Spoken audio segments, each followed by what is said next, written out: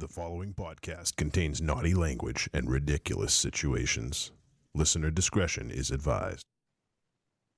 Well, we're going to start tonight by passing out a little bit of information on our coffin corner. Apparently, sadly, it turns out that horror icon and stuntman George Wilbur has passed away at the age of 81. As of right now, it's not clear as to how he died, but he was in films like Firestarter and The Clonus Horror. He was also best known for being Michael Myers in Part 4 and Part 6 in the Halloween films. But he was also a stuntman in films like Die Hard and, just a bunch. Let me see, what else? I had it right here, God damn it.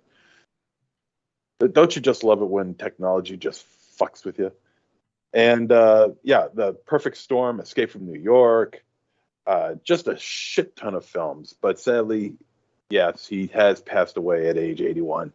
And so we're going to tip a cap and dedicate this episode to Mr. George P. Wilbur. May he rest in peace. And welcome to Trick or Treat Radio.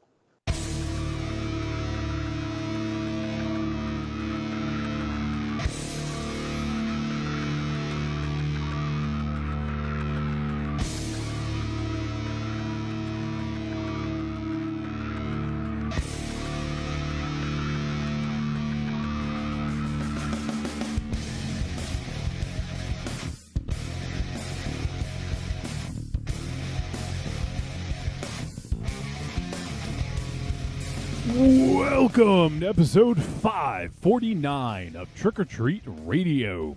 Trick or Treat Radio is the world's most dangerous podcast and is recorded in front of an undead studio audience here at Castle Wolfenstein. Also at the Lair of Lost Swag within the Raven Chateau.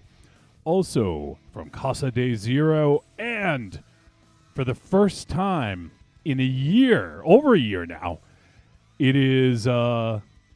We're completing the four horsemen, the four, I don't know, whatever you want to call it, but we also have Ares from the Lair of the Gods. So it's good to have all four of us for a change.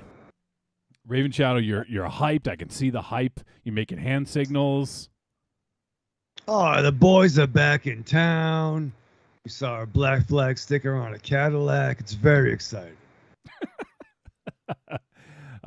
Ares, how was your godlike sabbatical? It has ups and downs. I don't know. It was very ungodlike. Some of it was good, some of it was bad. I don't know. Wait, were you on Paradise Island? Were you trying to, take care of some drama or something? I was on that new the Learning Channel program, the MILF Island. Nice. I have no idea what that is. It's some bizarre show where kids and moms are on the same island and they're all trying to sleep with one another. Yeah. Wait, whoa. Yeah. Raven Charles, what channel is this? The moms aren't sleeping with their own kids. Everybody else's mom is sleeping with everybody else's kids. But is it stepmoms? Because that doesn't count. No, mom. No. It doesn't count. Yeah. Is that a law? Is that a rule? Well, according to Pornhub, it is. Yeah. It's okay. It's fine if it's your 24-year-old stepsister. And Picture it like this. Picture it like this. Picture me sleeping with Raven Shadow's mom. Oh God. Oh no. Now let's picture that for a while. Well, all right, fine. All right, thank you, folks. It's been real. I enjoyed my time. I'll see you again in a couple of months. Then for those who know, let's picture Al coming in the room and see what happens. It'd be like, knock it off, Raven Shadow. Knock it off. Knock it off. Only I get that pass. Al's last name must be Raven Shadow too, right? Yeah, well, it was, Al Raven Shadow. Yeah, this time you get to pound on the door. Whoa. At least it's the door. Yeah. You know, you get to pound on the door, you get to bang the door, you get to hammer the door, you get to ram the door. All right. Is there This you is got any getting more? really- You got any more innuendo to throw in there? Innuendos. What are you talking about? You know what I'm talking about. All right. So MZ started off with the coffin corner. We actually have to add some more to that in a moment. But let me talk about what we're doing tonight, and then we'll go from there. So on this evening's show, or this week's show, or whenever the fuck you're listening to us, we are going to be talking about the film Kids vs. Aliens from director Jason Eisner. He previously directed Hobo with a Shotgun, and also I can't remember the name of the short, but he did from VHS 2, it was it was a Slumber Party Alien Abduction, which this is sort of like, I guess, like a feature version of that was inspired by his short from the VHS series. And also, I would be remiss if we didn't mention that he also is part of Dark Side of the Ring and Tales from the Territories, which is what he's been doing for the last several years. But yeah, I mean, clearly the dude's a wrestling fan. We'll get into that when we start talking about the movie. Okay. Okay, you making the connection? No, now? it's just that now. No, I get the correlation between his film career and his documentary career. Yeah. Way to go, Einstein. Way to pick up on it. I'm just fucking with you, MZ.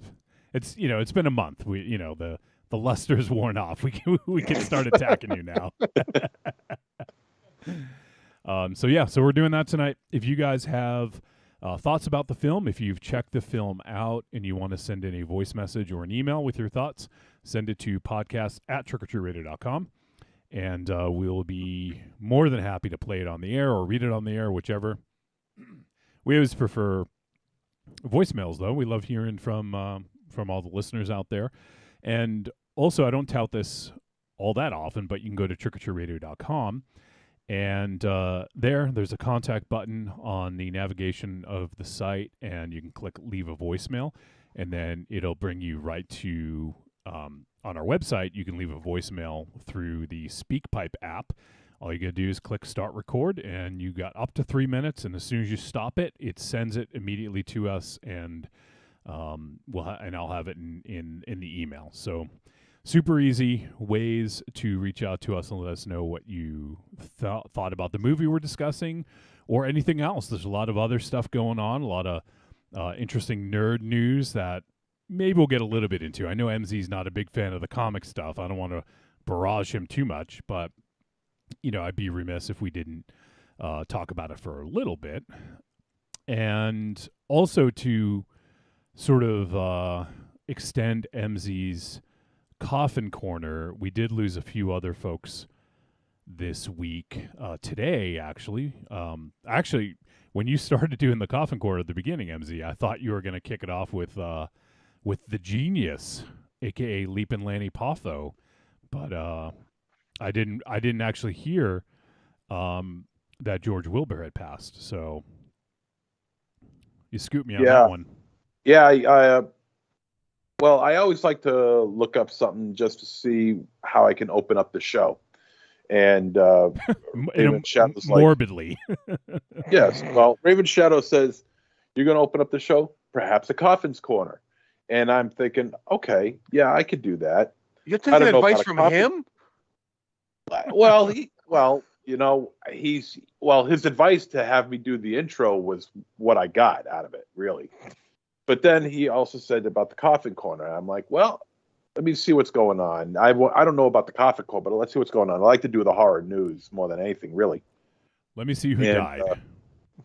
I was looking up just regular news updates, things like that. Latest news that's our cackalacken.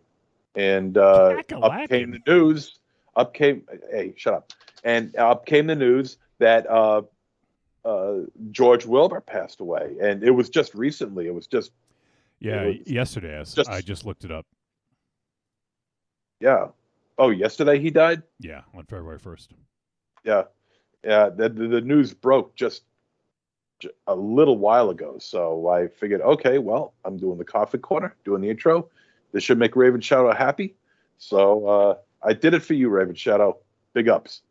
Well, I guess maybe a thank you, but you've already been posting, whether it be on Facebook or in the Trick or Treat Radio chat, like fucking Shirley passed away, Leaping Yep. Lenny Paul passed away. Cindy Like, Williams. yeah, like I thought you were gonna go there. I didn't expect. I mean, I know. I don't know. I know. Well, I mean, he did pick the most appropriate one for the show. For him, and yeah, and the it show. did take us all off guard. I think that was a win, a success there. Look at Aries got fucking diplomacy. Look at this guy. God, I'm sorry. I mean, I thought he was going Leaping Lenny too myself. Like I was shocked. God of diplomacy. That's a good one. Well, Aries has to get in, in MZ's good graces before he can argue with him. So, Yeah, I don't want him yelling at me. He yells at me too much. He does yell. The look of confusion on his face. Corny says MZ isn't good at recognizing people. How would he know it was Raven Shadow's mom? Shut up, you. So we unfortunately lost Leapin' Lanny Poffo, or the Genius, and I guess I'll convey a quick little story. I might have told this on the air before, but I went to WWF house show. I want to say it was like, what was he doing the Genius gimmick? I think it was late 80s, early 90s. I don't remember exactly. I was probably about 13, 14 maybe, and I went to a house show at the Worcester Centrum, as you guys recall. Good old Worcester Centrum. And there, so my cousin, I think most of you guys know my cousin, my crazy cousin, who got us into a bunch of shows, and he used to run what was EM Lowe's and then became the Palladium. But anyways, so he had a lot of connections, and so he got us to go into the wrestling show, and then I don't remember how this happened, but he must have known someone, or maybe Lanny Poffo was like, I don't remember exactly how it happened, but he got me to meet a lot of people. Like I got to meet Metallica and like all these other bands through him. So I just assumed like he had planned something. But I'd gotten to meet Lanny Poffo really briefly. Like he gave me one of his poems on a Frisbee, and signed it on the back. And it was like after the show when I saw him do his whole thing when, he read a poem to the crowd and all that. So, yeah, it was a quick little thing. I mean, I got to meet him briefly. He signed, one of the Frisbees with a poem on it.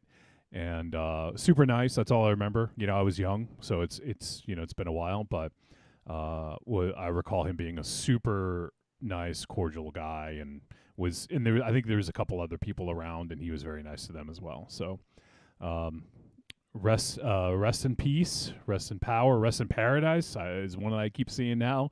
So rest in whatever P word you want. Rest in Poffo. How about that? I was thinking that too, Johnny. We are the same. He and his brother are now, going for the tag team championship of wherever they are. Wherever they are. Yeah, I don't presume to know. So yeah, that was sad, and that was weird. I just saw a cattail come across the screen. Thought it was something else. I was like, what the hell? And also we lost Cindy Williams this week. Yeah. You want to talk about that, Raven Shadow? You mentioned it a few seconds ago. Or a few minutes ago. I had a little thing for the Cindy Williams back in the day. I was a big Laverne and Shirley mark, and yeah, I mean, I don't want to speak for you guys, but I think a lot of people our age would have been, right? yeah, I mean that was like, it was like my first sitcom was like Three's Company, then Different Strokes, and then we branched out to like reruns. But yeah, I mean Laverne and Shirley, Shamil, Samako, Half a Second, and Bambaleo. I'm not sure what the saying was, but one thing with the passing, I did not know that she auditioned for Princess Leia. Yeah. I didn't either, actually. And but like I said that, and Marion was over. I'm like, and she's like, yeah. I'm like you fucking dummy. I'm like, oh, I had no idea. I don't know if it was UMZ or somebody played the audition, and obviously I posted. Okay, so maybe I clicked on that, and the dialogue was very like, obviously, there was no fucking plan when it came to Star Wars, but it was the old chunky, more chunkier dialogue, but she could have been a pretty dope Princess Leia, Yeah, that would have been interesting for sure. Yeah. How? Let me take a look. I want to see how old Cindy Williams was in 1976. She was 78 now, so. Well, right. I'd rather see when she was born. That'll be easier to figure out. They're not math. 47. So she would have been maybe a little on the old end to be Roughly Princess Leia. late 20s. Yeah. Yeah, she would have been way older than Carrie Fisher. Yeah, she would have been like 30, close to 30, 29. And Carrie Fisher was 19, so. All right, George, we understand.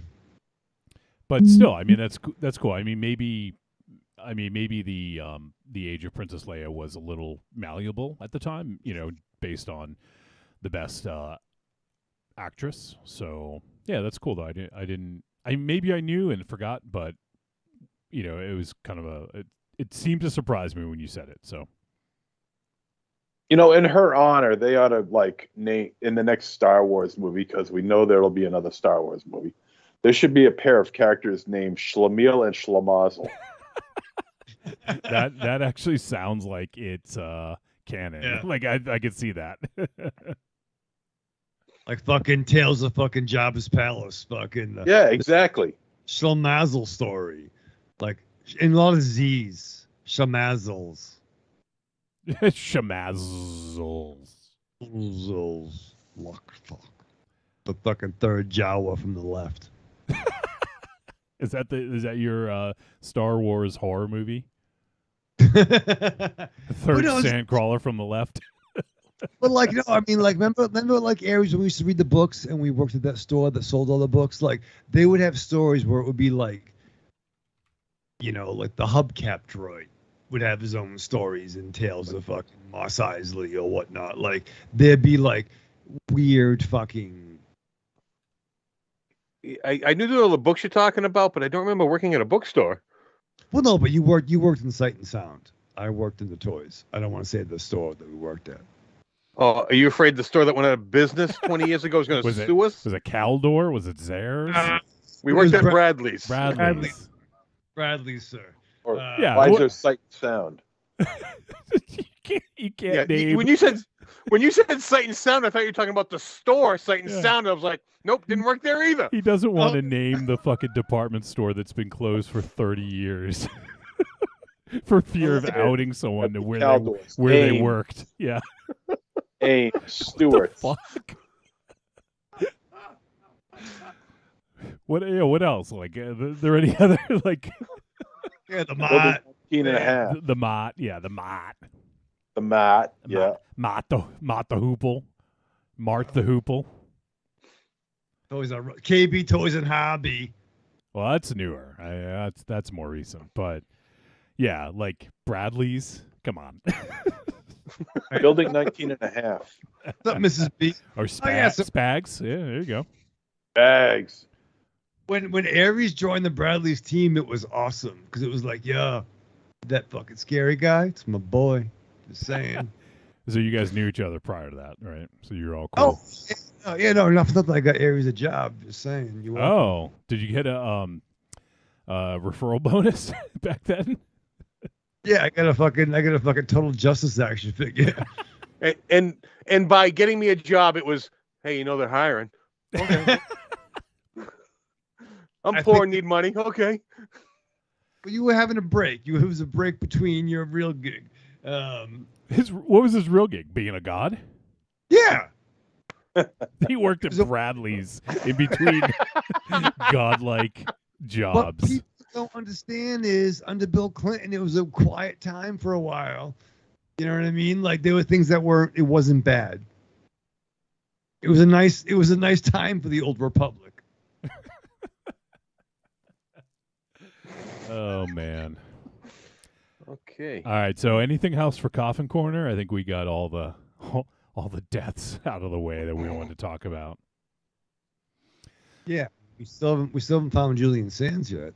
Oh, man. Yeah. That's gonna be the next one. I mean, it's inevitable, right? Yeah, yeah. If they haven't found him by now, then then maybe he's in some sort of like a Paul Sheldon situation, but I sincerely doubt it. I really hope he's okay. But as each day passes, it's looking more and more grim. Not good. I'm just looking to see if I can find any update. Can he use any of his warlock powers to like get himself out of this situation? Jesus. Maybe he did, and that's why we can't find him. Oh, damn it. Warlock abilities. Yeah, he's been missing more than 2 weeks. Oh boy, that don't sound good at all. I guess there's been numerous searches on foot and by air, and a fellow actor, Kevin Ryan, says that Julian Sands is the most advanced hiker I know and would not go on a hike unprepared. Oh, something happened. Yeah. I mean, if he's that well prepared, then he must have ran into somebody or something absolutely unexpected had to have happened. He wouldn't. I mean, if he's that experienced, I mean, even an experienced hiker would know not to trek into an area that he feels is too dangerous to travel through. So it's got to be something that happened that was completely out of his control. He across an animal, it could go all down all sorts of different avenues, and none of them sound good. So no.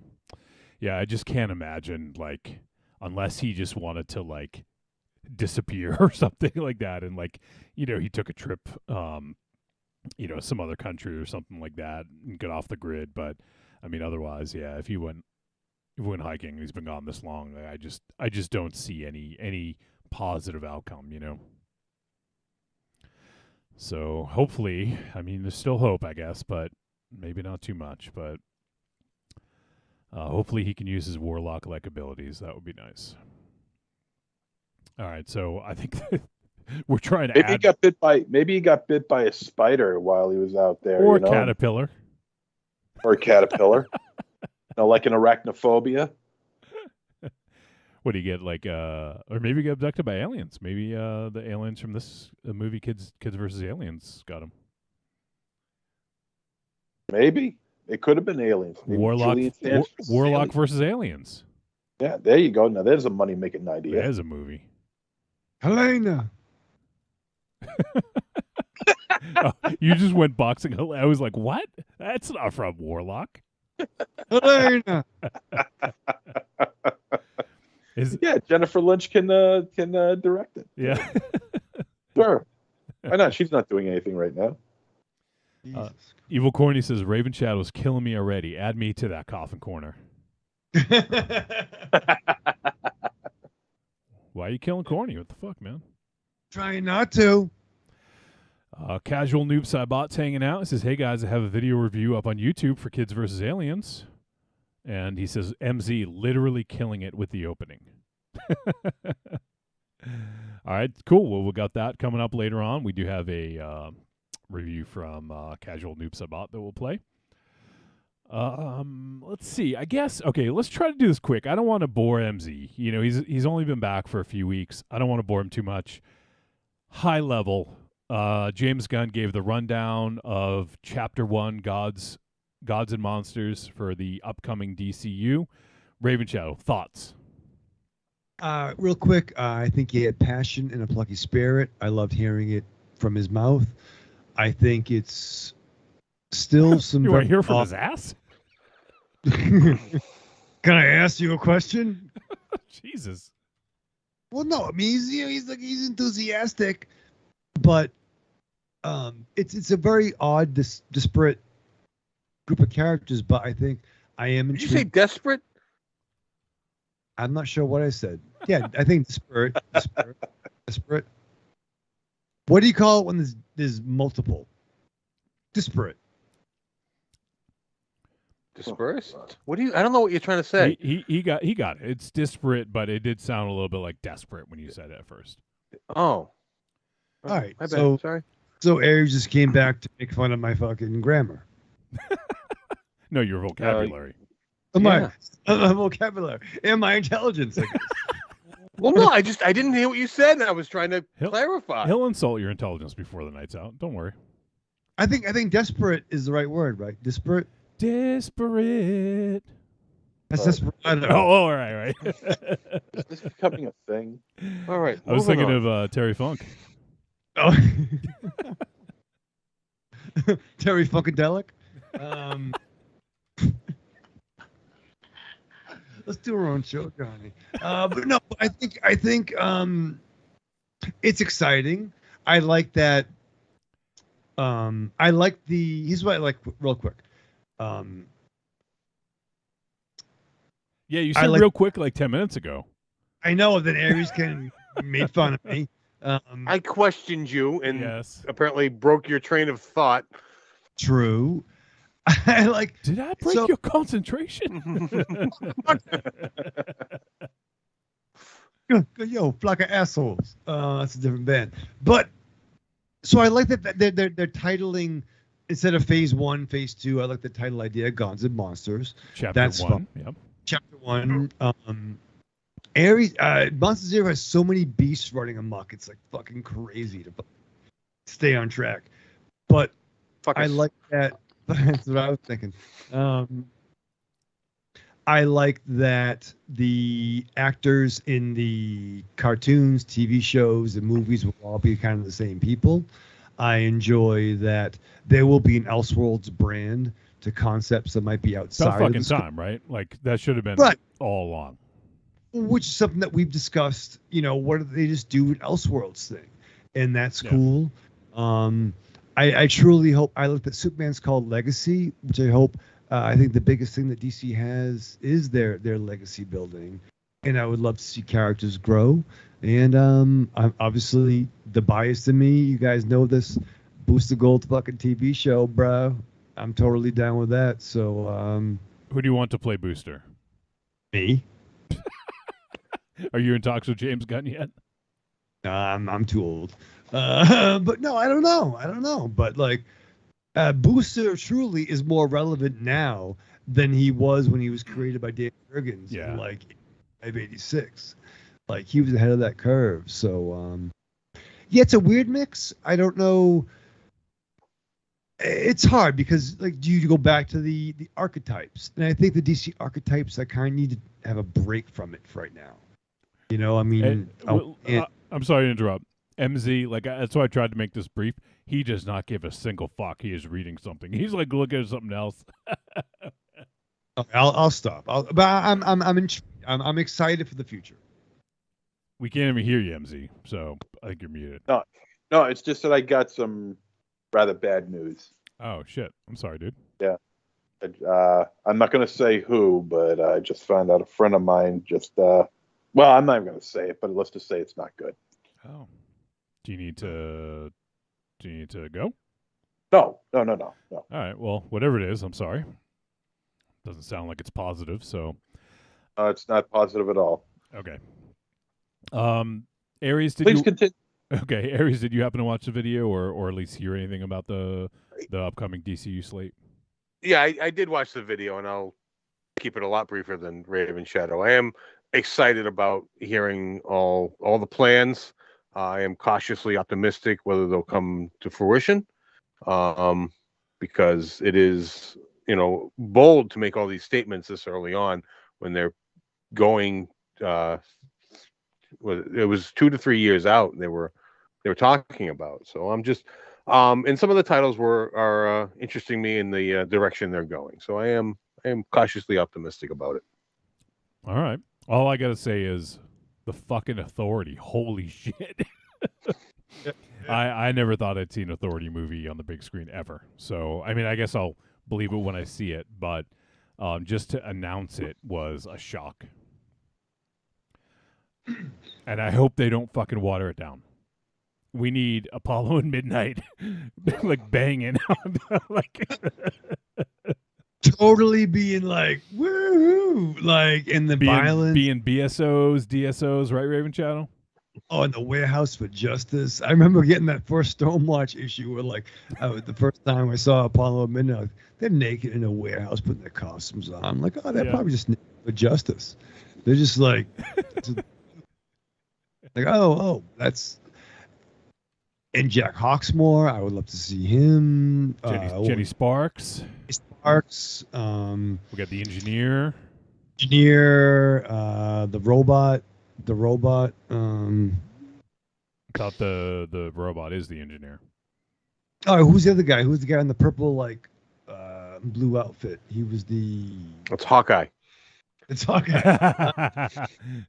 Jack Hawkeye. Jack Mayoffer. But, so yeah, I'm that one threw me for a loop. I hope we get a genuine horror Swamp Thing based on Alan Moore. And yeah, I'm like Damian Wayne, Brave and the Bold, like that could be interesting. And it could be like I hope that, and I was even talking to Mary the other night, like, and I know this is not quick, but I think we should talk about it. Like, Grayson has been Nightwing since 1984. Yep. And like, you do love you some Dick, so I love that. That's the Dick I love. But there's a lot of folks who don't know him when they knew he was kind of Robin, right? Right. Like, I don't know, like if they do, supposedly Brave and the Bold's going to stop the Bat family. Yeah. You could do a lot of flashbacks. You could do a lot of stuff with integrating and like, yeah, I am cautiously optimistic. There seems to be a vision, and if they can make it work, I'm excited for that. And the one thing that MZ might be excited about, although I don't know how he feels about an animated DC show, but MZ, the James Gunn is writing the Creature Commandos, and it's basically a super team of like monsters, like Frankenstein, Bride of Frankenstein, Weasel's in it. I forget who else, but it's mostly monsters, and I think a James Gunn animated series based on Creature Commandos could be really interesting and could be a crossover. Okay, well, if it has the if it has like legit Universal monsters. Well, it's not legit. It's characters offshot. It's characters based on them. Ah, okay. Yeah. I guess even characters based off them aren't too bad. Yeah. I might give it a look, see if that's the case. Well, there you go. There's a little something for MZ. And before we wrap this up, Evil Corny says, Lanterns and Batman Brave and the Bold is what I'm wanting to see. At the risk of dragging this out even further, sorry, MZ, I'd like to respectfully disagree with something Raven Shadow said. Respectfully, of course. Respectfully. I do believe that the majority of people recognize Dick Grayson as Robin, even though he has not been Robin in a number of years. Tim and Jason. Yeah, I believe that the majority of people don't recognize them as Robins because they are so far back. But Dick Grayson, he's the original Robin. When people think Batman and Robin, it's Bruce Wayne and Dick Grayson, regardless of what is happening in comic books. I would say I would agree for people who don't read comics. Yes, absolutely, or haven't kept up with them. But yes, Eric. My point was trying to say was like, do you start off? So the idea is they're starting off with the first cinematic dynamic duo post Batman and Robin is Damian and Bruce. So like, well, they're obviously not starting from an origin. You're not going to see an origin story in it. But my way of thinking was like, do you really need to introduce Grayson as Robin first? So you kind of already saw his turn in the Titan show, right? And you also kind of saw his turn already in Batman the Animated Series. So like I know what you're saying. Oh, I think I know what you're saying, but I wasn't dismissing that. But like I would think people want to see Nightwing before they see Grayson as Robin again, because we've kind of already seen his progression. And the thing is, I mean, you can't like you can say he used to be Robin, but I like you don't need to show it, you know. So I don't know if they're even going to go that direction, and who knows if they're even going to introduce Dick Grayson. You know, we don't know. But Yeah, I wasn't trying to say they need to, show every Robin and run through the cycle as they progress Batman. I was merely pointing out that the majority of people still recognize Dick Grayson as Robin. You can't dismiss that. Like, you can't introduce Nightwing and have people not instantly think when you say Dick Grayson, he was Robin. You can't erase that. So they need to address that to some degree if you're going to have Nightwing. Yes. Oh, I agree 100%. Like my parents know Dick Grayson is Robin. They would know. I think all you'd have to do is, if you're going to have Dick Grayson and he's going to be Nightwing, I think all you do is he can be sort of like a bit of a different kind of mentor to Damian, because he used to have the mantle of Robin. So maybe it's like, Dick can show up and he is like the former Robin. And truly, in the storyline that seems that they're basing it on, Grayson was Batman when Bruce was true. Well, that's true. So maybe we're gonna get Grayson as Batman. It's possible, right? Because it was, and even like Damian was kind of pissed about working with Bruce. Like he's like, no, like Dick's my older brother. You know what I mean? Like, for all we know, when Brave and Bold gets introduced, it's like that's going to be the big reveal, is that it's Dick Grayson as Batman, and Bruce Wayne is still healing from whatever, or not even around, or not even around. I mean, that could be a big twist in this, and that's why it's Brave and Bold, and not because he didn't say Batman Brave and Bold. He said it was called Brave and Bold. Yeah. So that may be the big little twist there, that it's not really Bruce Wayne. It's Dick Grayson. They're using all imagery from the Grayson Batman run of Frank Quietly and Grant Morrison. What if Batman was John Paul Valley? I would stop buying the book until Bruce. No, I mean the movie. I want to see that costume on the big screen. I kind of do. All right. We went too far. We're gonna pull MZ back. We could never go too far. The more I can bother MZ. You missed me, MZ. You did. That turned quick. Shots fired. What? No, it's oh god. Like I hide the fact that I love getting under MZ's and Raven Shadow's skin. Not mine though, apparently. No, because you have some tough skin. It's very hard to get under your skin. So I don't even try. If I manage to do it, I kind of smile inside, but Yeah, you missed a couple weeks ago. Yeah. Oh, you missed like the last 3 episodes where Wolfie was legitimately pissed off. No, I don't know about last week. Not last week, because we had EF on. There was a comment you made that I know you were pissed at. You recovered. Well, let's update Aries real quick, because I know there's no way he listened. Give me the bullet points here. So bullet points. We watched a film called The Offering a couple weeks ago, Aries. I had rented it on YouTube, and I had supplied you guys with the information for the show's YouTube so that we could share it. Oh, and Ravenshire walks away. Look at this. Yeah, how he walks convenient. away. I have a feeling I know where this is convenient. going. I think Tim from Australia He- filled me in on this. Okay, he did not want to log out of his YouTube because he doesn't know his password. He didn't think he was going to be able to get back in. So instead of actually using the rental that I paid with for Patreon money, he went rogue and went and watched The Offering somewhere else, but it ended up being a movie called Monster Portal from last year. wasn't even the same title. Well, I think it was at one time known as The Offering, or at least in one country it was known as The Offering or something like that. But it was like a fucking Lovecraftian movie. Yeah.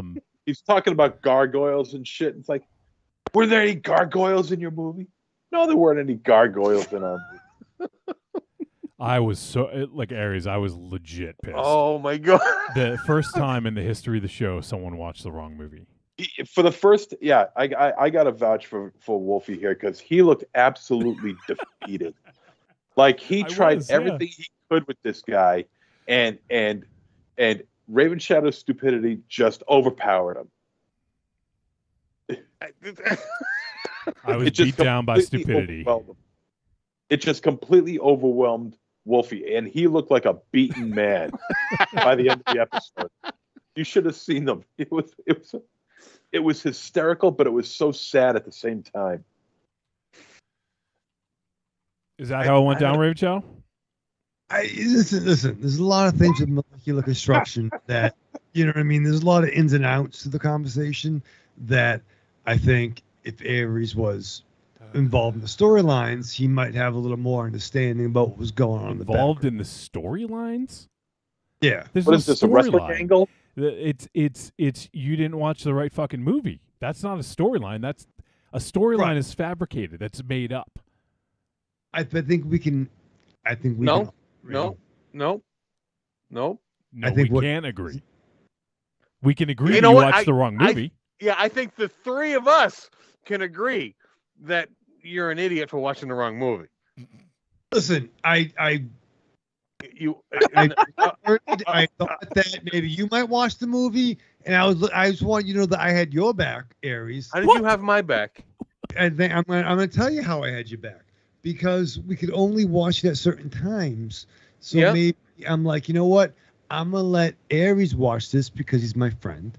And well, that's why it took you 2.5 hours to watch an hour and 15-minute movie yesterday, which forced me to rush home and make sure I watched this movie today. We can't talk about that because who knows what you're gonna do, because you were still doing some God shit. But I was hopeful back then. There's no God big enough that can help you. There is no God, Monster Zero. And logging into a new account, it's nothing. Create a new account, and then they exist.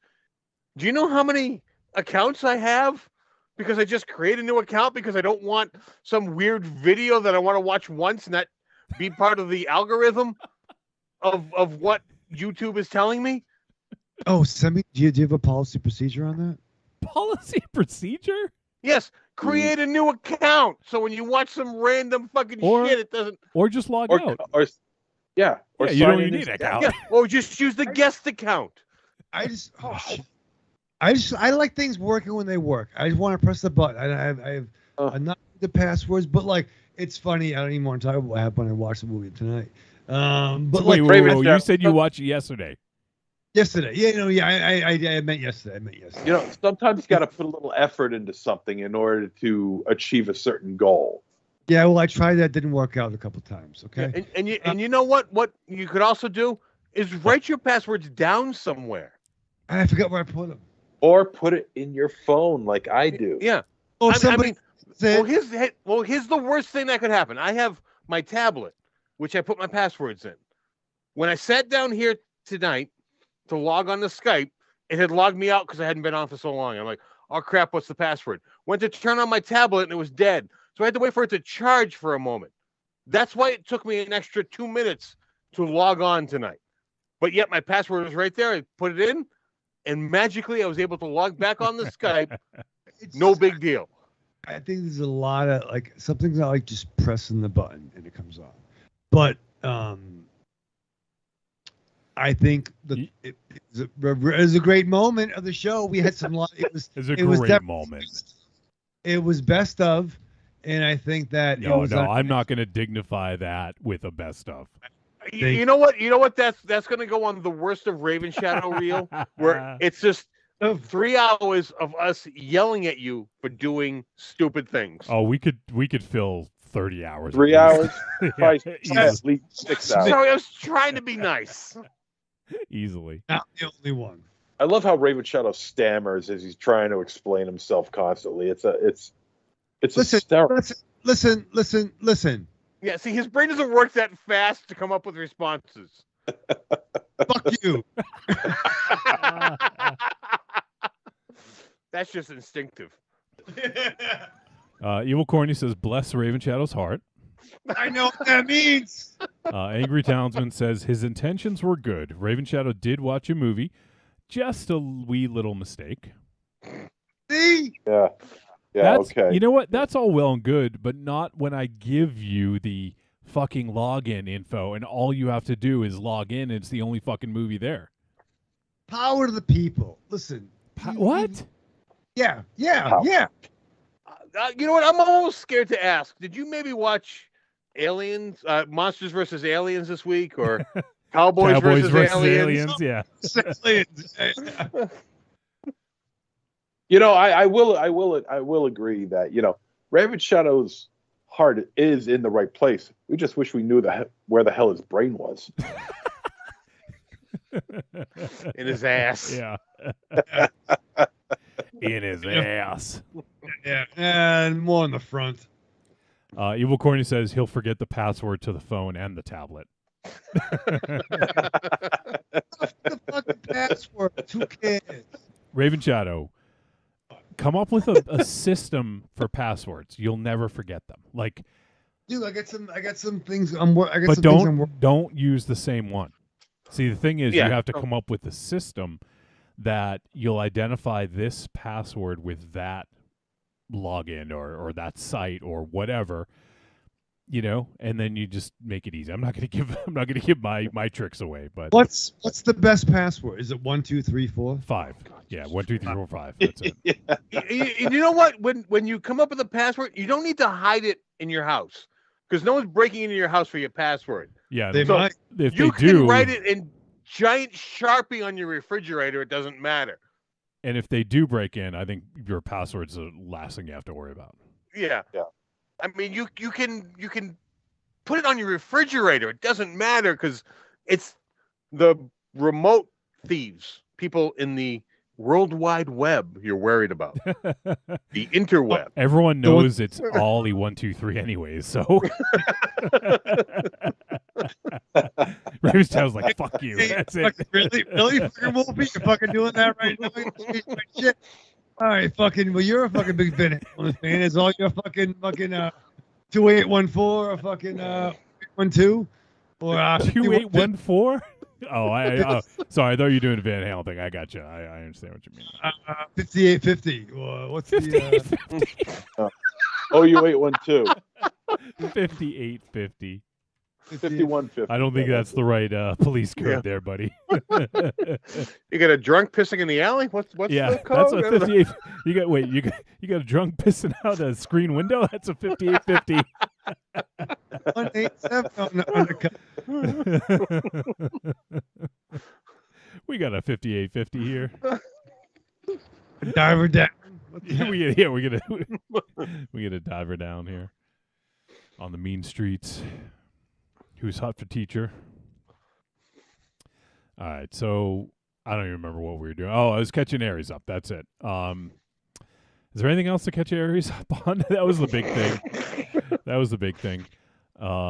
Aries, did you watch Blood In, Blood Out by chance? I did. That was one. I was trying to. I did have the intention of being on last week, but I got mixed up and I thought Thursday was Wednesday, and I was watching the movie as you guys are on the show, and I picked up my phone and it was like, why am I not on? I'm like, what fucking day is it? And I'm like, fuck. And I was only going to watch the one movie and duck out halfway through the show. You're So I the did watch only it. person that excuse would work on. Like, if Raven Chow said that, there's no fucking way I'd Well, ever because believe how it. many times has he tried that one? Like, I Yeah. legit thought I was. It's like, okay, you know what? I can do half the show. And that's why I was realized it was 9 o'clock, and I'm like, if I go on now, I'm going to be on for 15 minutes and be like, peace out, and leave. So I was Yeah. not even bothering. So yeah, I did watch that one, and that was a good movie. I watched that back in the day too. Oh, okay. So you'd seen it before. Okay, good. Yeah. Oh, I was like, that seems familiar. And then but it was weird seeing all the actors that at Yeah. the time I had no idea who they were. Yeah. And now I was like, oh yeah, he's from there. And that guy. And it's like, wow, holy fuck. So I did enjoy that movie. That was very good. Vatos Locos forever. Okay, so what do we got here? I guess we should start to wrap up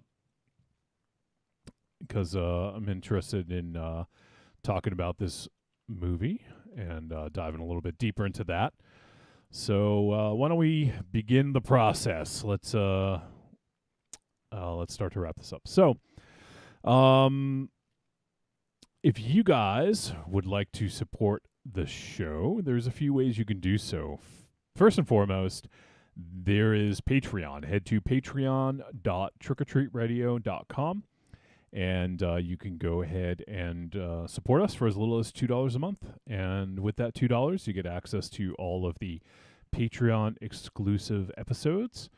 And we release them monthly, and they're exclusive to Patreon. We won't release them on the feed, so only Patreon supporters get those. And there's some other perks. You can also get access to host your own Patreon takeover, like EF Contentment did last week, and a lot more. So patreon.trickortreatradio.com. Give it a look. Consider supporting, and yeah, that would be awesome if you guys did. So give it a look. All right, what else? The other ways you can support, you can also go to trickortreatradio.com. You can scroll down, look for the Amazon logo, click on it. You're going to click on that. It's going to bring you to Amazon. It's going to input our affiliate link. Everything you purchase in that session gets attributed to us. It doesn't cost them any extra, Michael Ravenshadow. But something would help keep the lights on. That's right. So you guys can go ahead and do that as well. Use the Amazon link. Yeah, you're going to buy shit on there anyways. Just use our link and we get a tiny little cut. And finally, you can also get the greatest hits of Trick or Treat Radio Volumes 1 through 3. Once again, on trickortreatradio.com. Just head on over there, look for the store, and it's going to bring you right to our digital storefront. And from there, you can go ahead and purchase the greatest hits. And we've been doing the show 10 plus years, and there's a lot of episodes, a lot of content. If you guys just want a little sampler of it, you can go ahead and check out those greatest hits. The best way to do it. Speaking of longevity and years of podcasting, I actually wanted to bring this up in the intro. We'll just do it quick. But on Sunday, Raven Shadow, myself, and MZ recorded I was going to say a brief message for our friends over at Outside the Cinema. But it's actually like a Trick or Treat Radio mini episode. Ended up being a 20-minute segment, so I apologize to the guys over at OTC. But Outside the Cinema just had their 15-year anniversary, which is fucking insane. They've been fucking podcasting for 15 motherfucking years. It's nuts. So yeah, we sent them. And the episode just dropped today. I haven't had a chance to listen to it, but apparently we begin about 10 minutes into the episode. They listen to ours, so I don't know if we must be one of the first. But yeah, if you guys are interested in giving that a listen, go check out Outside the Cinema. And actually, I'm going to go to my podcast app right now and just see if it's. I think they said it was going to drop today. So. But yeah, you guys can check that out. It ended up being a very long episode, but very long for them, not for us. It was probably about a 3-hour episode, I think. Yeah, no thanks to you assholes. Leave us a brief message 20 minutes later. Yeah, it hasn't dropped yet. So what's that, Rune Shadow? Not yet. I always get OTC on Friday mornings. That's my morning show. Oh, okay. I was in contact with Reverend Scott, and I think he said it would be available Thursday. Maybe he meant like later Thursday night or something. But I thought this was your morning show. No, this is your afternoon show. Yeah. When do you listen to yourself on on this show? Good question, Aries and Johnny. I don't listen to the Trick or Treat Radio at work. I listen to it when I drive home. It must be a long fucking drive home. Yeah, you. But no, that's You like sit in the driveway for a while. Yeah. You know? Yeah, well, I mean, what are you gonna do? But no, I listen to Fridays. Fridays are OTC. The Friday Talk is Jericho, and then whatever else. Oh, Jesus Christ! I'm sorry I said something. We don't need your whole podcast breakdown. That's all. Well, I'm fucking telling. Wow. Well, I listen to OTC on Fridays. It's All still right. Thursday. Well, there you go. You can check out OTC tomorrow. Raven Chow is going to listen for our voice message, our long or mini episode, long voice message or mini episode, whatever you want to call it. But yeah, big, huge congrats to those guys. We love Bill and Chris, and you guys can hear. We mostly do a rundown of kind of our history with them. We talk about it like almost every experience we've had with them. So if you guys want to check that out, go look for. Let me get the episode number here. It'll be episode 780. So episode 780 of Outside the Cinema. Oh. Yeah, nuts. So go ahead and check that out, and you'll hear our message and lots of others. All right, I wanted to make sure I got that in there. So now, Raven Shadow, you sit down to watch Kids vs. Aliens. It's a 75-minute movie. It is right in your fucking wheelhouse. What do you do to prepare for this fucking movie? Well, I get excited because, as I've often thought, and as I've been told, that it's the right length. You know what I mean? For a picture. But then I get worried because it's supposed to get a cold snap in New England, Johnny. Gonna get cold. You guys don't know this, but turn the heat up to like 70. Open the downstairs cabinets. Run a couple of drips in the faucet. Make sure things don't freeze. Before that happens, you better believe. Strap on. The following message is a paid advertisement for the Cult of Muscle podcast. The Cult of Muscle. You're either in it or you're dead. It's the dawning of a new age. The halls of Valhalla have been shuttered. The heroes of yore have either retreated to the shadows or taken to capering for the amusement of the small folk. Their past glories a distant memory. The barbells have been torn from their once puma-strong grips. The beards shorn from their square jaws, only to be transplanted onto flannel-clad, puny weaklings with fingers barely powerful enough to strum a ukulele. The time has come, my brothers, to restore order from the chaos. No longer will our heroes be forgotten. No longer will their great deeds be viewed through a foggy lens of irony. Hear now our rallying cry as we scream it from the mountaintops, as we bellow it from iTunes and Libsyn and Facebook. It's time to join the cult, my brothers. So don your cloaks and enter the Cult of Muscle. I'm Alex West. And I'm Andrea Subasati, and we're from the Faculty of Horror podcast. And you're listening to Trick or Treat Radio. You go through your week with the same old routine. What you really want is some blood and thunder in your life. Well, friend, you found it. The Cromcast is an adventurous journey through the history of two-fisted pulp stories. With your hosts, John, Josh, and Luke. We have action, horror, and adventure, all through the lens of pulp luminary Robert E. Howard. Don't just stay in your ordinary life. Find your pulp life at thecromcast.blogspot.com. The Cromcast. The Cromcast. The Cromcast. A podcast for the barbarian at heart.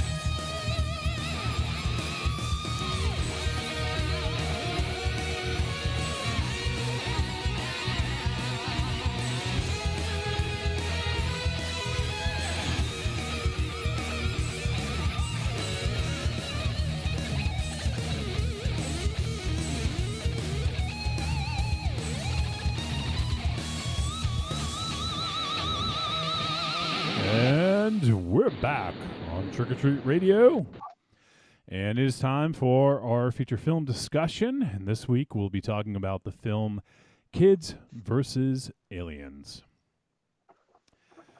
And this film is a horror sci-fi flick, and it just got a release on VOD, got a limited theatrical release, and as I mentioned, 75 minutes long. It is directed by Jason Eisner, written by John Davies and Jason Eisner, and the film stars Dominic Mariche, Phoebe Rex, Calum McDonald, Asher Grayson, Ben Tector, Emma Vickers, Isaiah Fortune, and we'll stop there. We'll get some other bit characters, but the synopsis: an all-time rager of a teen house party turns to terror when aliens attack, forcing two warring siblings to band together to survive the night. So as I've mentioned previously, I've kind of mentioned what Jason Eisner has done, but worth repeating. So his first feature film was Hobo with a Shotgun. Now he actually did. I haven't seen The Teeth Beneath, but I think that was his first film. It's 45 minutes. I don't know if that's considered. It's always a little iffy about what is a feature and what's not, but I think we'll go with Hobo the Shotgun being his feature debut. And after that, he did a segment in the ABCs of Death, Y is for Young Buck, which I actually quite liked. And then he did VHS 2, Slumber Party Alien Abduction. And that was sort of a precursor to this film here. And then he did some, I think he did a couple shorts and a music video. And then I don't know if he had trouble getting a movie off the ground. I'm not quite sure what the story is. But then he started doing Dark Side of the Ring, which is the Vice documentary. And I'm fairly certain all of you guys have seen at least an episode. Aries, maybe not. Have you seen any of the Dark Side of the Ring? Oh yeah, no, I've been watching those on Hulu. Oh, okay. I think I'm into season 3 at this point. Oh, awesome. Okay. And MZ, I'm pretty sure you've watched them, right? Oh yeah, and they're great. And I can't wait for season 4 to be coming out. They got their list set up for season 4, a smaller list, a truncated list, but it's gonna be awesome. They got like I think this season's like Abdul the Butcher, Bam Bam Bigelow, and Sonny. There was another name I can't remember though who it was. I'll try to pull it up actually and see if I can find. How about you, Raven Shadow? Oh yeah, very familiar with the Dark Side of the Ring. Yeah, it's a great show. I mean, I don't think I've seen all of season 3 actually, because I got rid of I had like I don't know, I forget what DirecTV or whatever it was, and I was able to watch Vice through that. But then when I got rid of that, I couldn't access Vice. So what if they popped up on YouTube, on like the Vice channel on YouTube, I would watch. And I think Aries, you said they're on Hulu, right? They're on Hulu, yeah, and Tubi. The first 2 seasons are on Tubi. Okay, so I've seen the first 2 seasons. So, yeah, so I haven't seen all of season 3. I think I've seen a few of them. Yeah, actually, I did. Oh no, I'm sorry. This is Tales of the Territories, but they did an Andy Kaufman one with it was actually really good. Have you guys seen the Tales from the Territories with that they talked about Andy Kaufman? Yeah, I know that exists, and I've been waiting for it to show up because I heard about it, and I'm hoping that it'll show up on Hulu like the Ring. Yeah. Yeah, it was really good. So I try to check those out if they're available.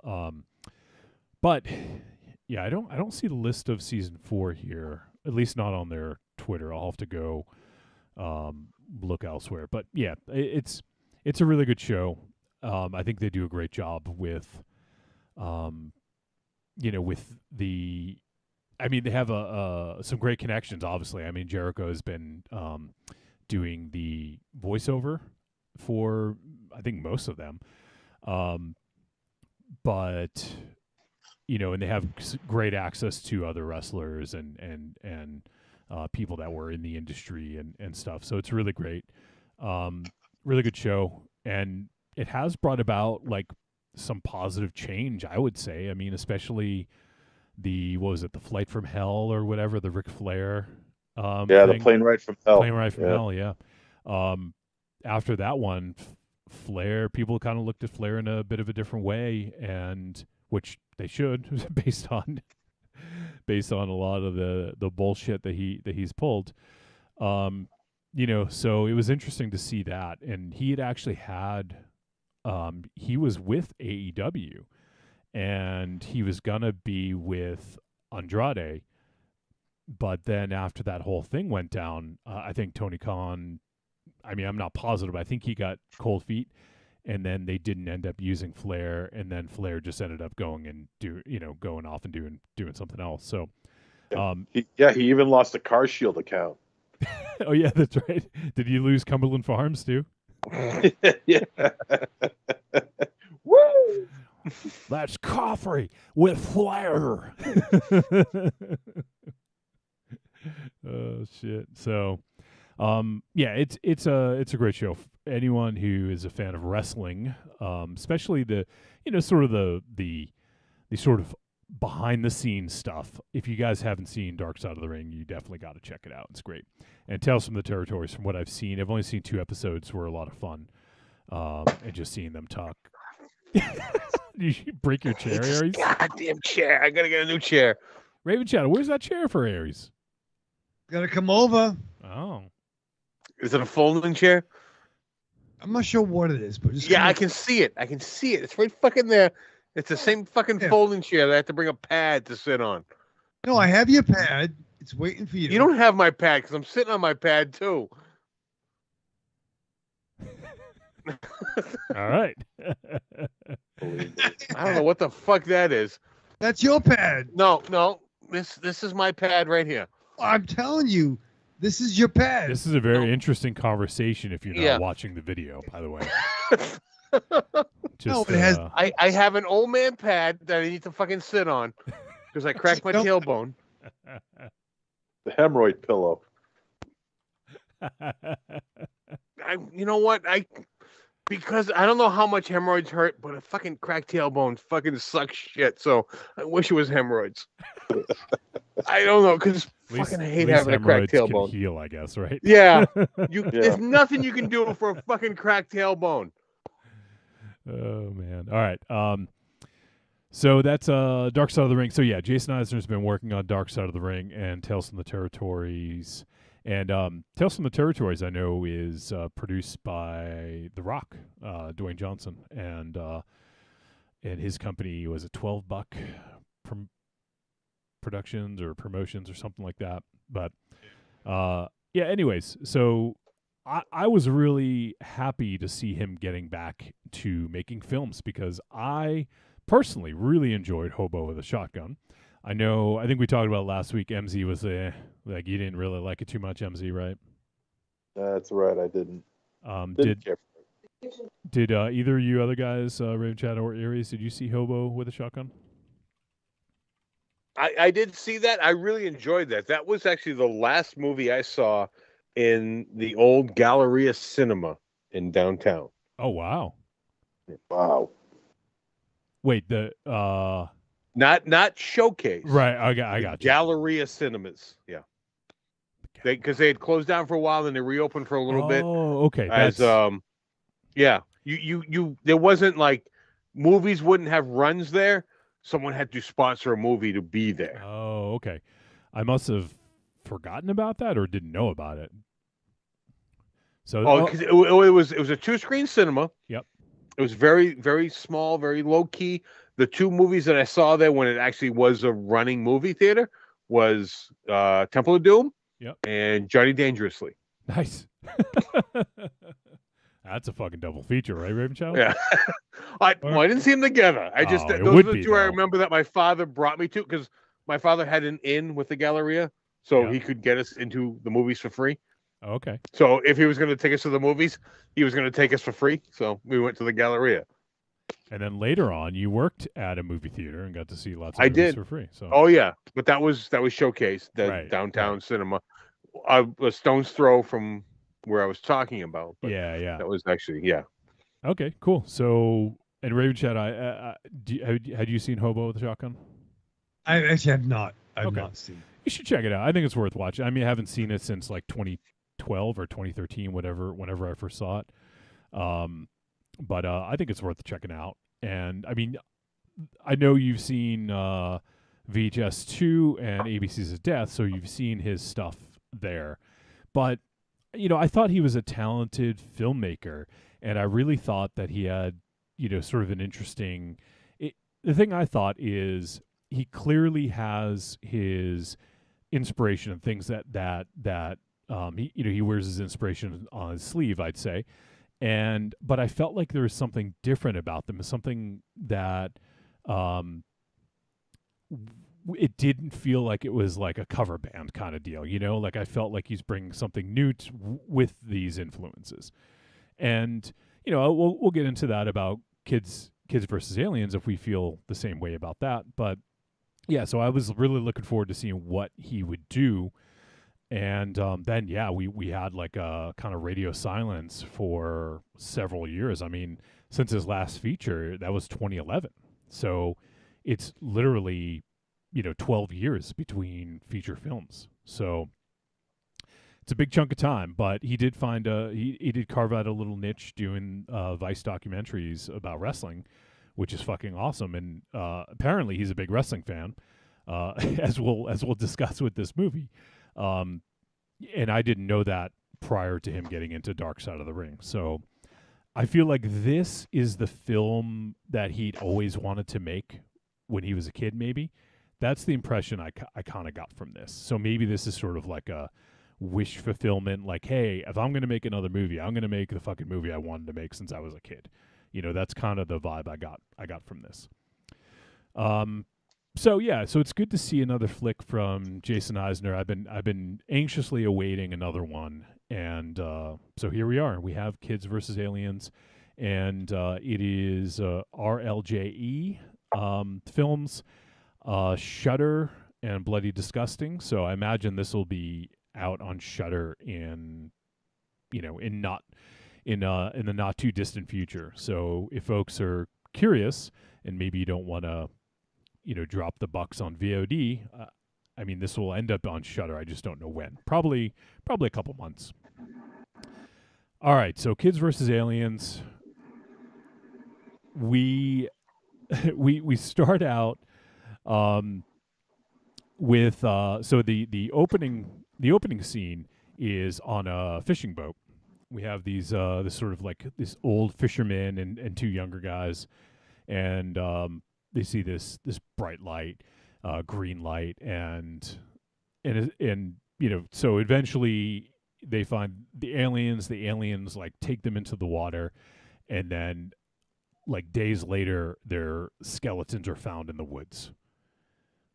So already we know something's going on here, and from what I saw on Jason Eisner's Twitter, he talks about a movie.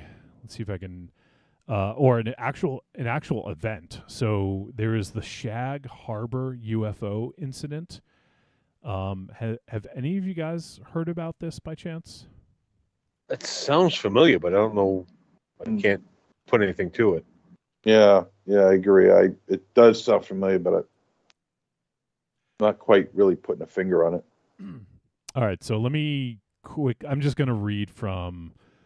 I'm on a site called mysteriesofcanada.com, so I'm just going to read from here. On the night of October 4th, 1967, shortly after 11 p.m., a UFO some 60 feet in diameter was seen hovering over the water near the tiny fishing village of Shag Harbor, Nova Scotia. The Shag Harbor UFO, which displayed 4 bright lights that flashed in sequence, tilted to a 45-degree angle and descended rapidly towards the water's surface. Upon impact, there was a bright flash and an explosive roar. Concerned witnesses began calling nearby Barrington Passage RCMP detachment. None of those witnesses mentioned anything about a UFO. Most believed that a large aircraft had ditched into the harbor and that there might be survivors. So I'll stop there. I mean, that's the basic premise of what we need. This is an actual thing that happened, and this is something that apparently was legend around where Jason Eisner grew up, and that helped influence parts of this movie. And the other thing I saw was that he mentioned 5 movies that inspired him while writing and directing this movie. And those 5 movies were Fire in the Sky, George's Island, Ghostbusters, The Dog Who Stopped the War, and the one I mentioned, the Shag Harbor UFO incident. Apparently it's a documentary as well. I've only seen... Let's see. Obviously, I've seen Fire in the Sky was one of the very few movies that scared me, like, in my lifetime.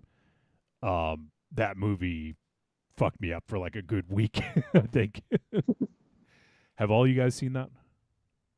Oh yeah. Yeah. DB Sweeney. Yeah. Robert Patrick, D.B. Sweeney. Great fucking movie. I haven't seen it. Yeah, yet. there was some great shots in that were like, it didn't rely on audio cues to tell you it was scary. It just visually scared you. Yeah.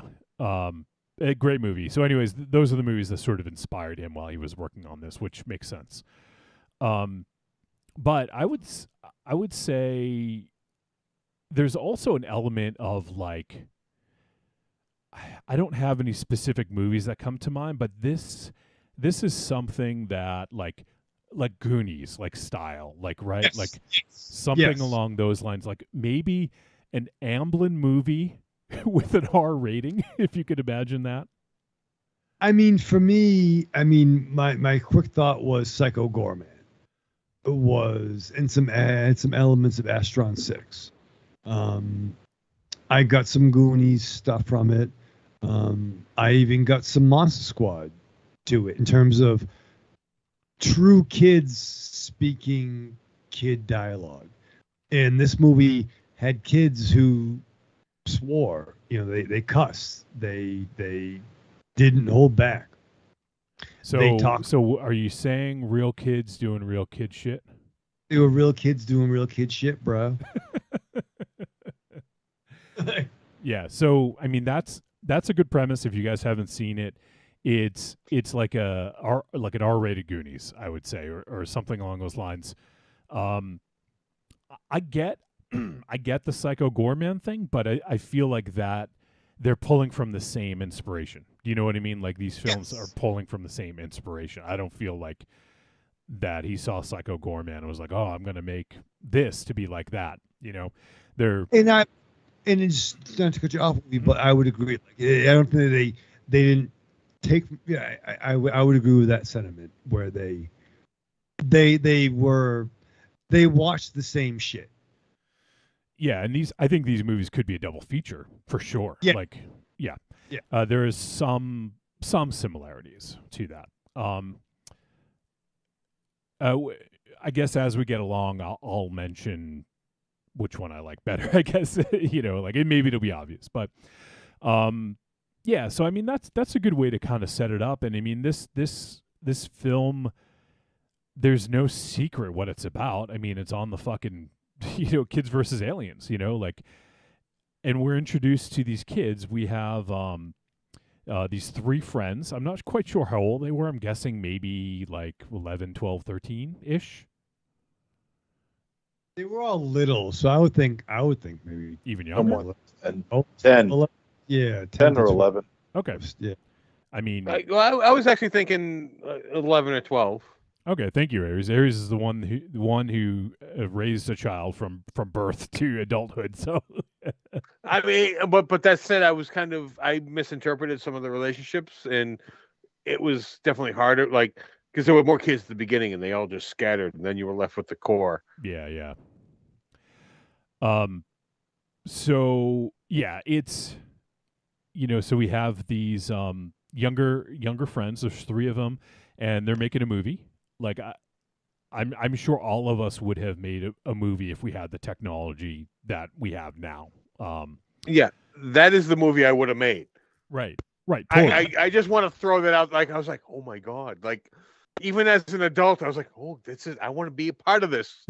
Let me be the bad guy." Like, yeah, that movie was so brilliant for, like, I mean, it was supposed to be for children making this movie, but it was just like, no, that's brilliant. I want to be a part of that. You would be the older sister who wants to be a part of it. I'd be the dad that wants to be a part of that. There was just so much passion in that. The passion that was portrayed in this movie within a movie was so spot on. Yeah, and I mean, granted, it was probably more than any child could do, but like it made you want to, like, if I watched this when I was a kid, I'd be like, let's make some fucking movies. Like, and it was like everything that we loved as kids. Aliens, guns, like fighting, wrestling, like swords. It was just like, yes. Dinosaurs. Yes. Yeah. Dinosaurs. It was just like, everything about it was just, yes. If and I'll say this isn't necessarily giving away my verdict, but if this movie was available when I was a kid, this would have been my favorite fucking movie. Like, bar none. Like, this would have been my favorite movie if I saw this as a kid. Well, you know what? I want to see the movie they made. Yeah. Like, I want to buy the DVD to watch the special features of the movie they made. Like, I want to see that movie. That's actually, like, that would actually be a really cool idea if they haven't already done that. Like, for the DVD to actually release the movie that the kids were making. Like, have it be like a DVD, like a Blu-ray, extra feature, special feature with like a 20-minute short of it. Yeah, I mean, because obviously we were watching the climax of whatever they were making. So to see the build up to that, like I am generally curious. Like, I really want to see that. Yeah, I wonder if that's going to be a thing. I guess in a way, I know it's like completely different actors and a different premise slightly, but it's been a while since I've seen VHS 2, but I wonder if that plays kind of like the film that the kids were making. I haven't seen it in a while. I do remember there was a dog in VHS 2 in Jason Eisner's short, because I remember actually Jason Eisner had commented on our tweet about it because he had heard our episode, because we were like, thinking that the dog died or something like that. I forget.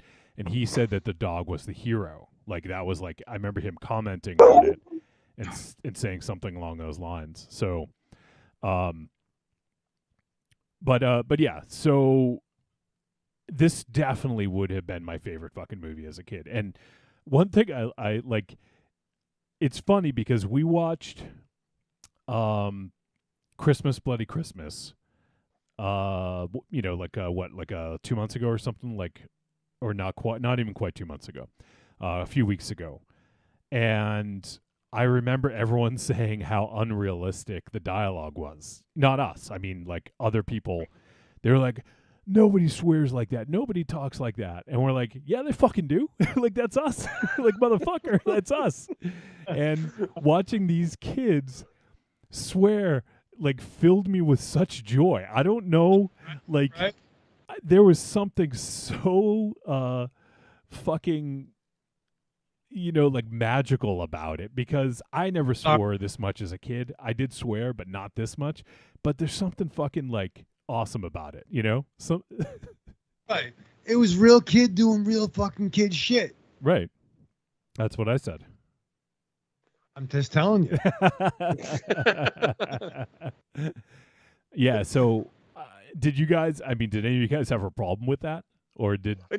You know what? I mean, it actually felt organic because it felt forced, and they actually called themselves out on it a little bit, where it was like one of the kids were like cussing someone out. It was like, the fuck does that mean? Yeah. You know what I mean? Like, because they were just like, they're angry adolescents. They don't understand how curse words work. Like, they're just like rambling on. Like, these 4 words go together. I'm just gonna blurt them out. Like, and that's how kids work. Like, as long as you said fucking shit, like it was an insult, and I'm going to blurt it out at you.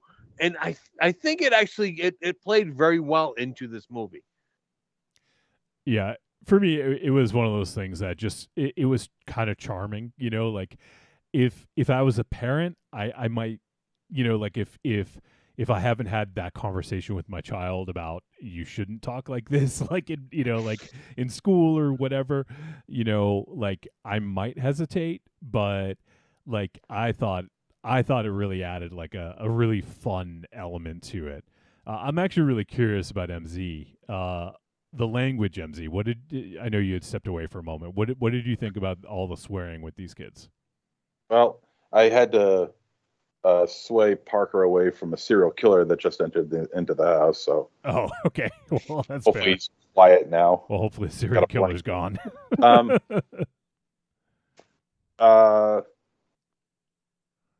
Let me see. Well, I mean, I can understand the swearing to a degree because this is coming from a home in which the parents are not around.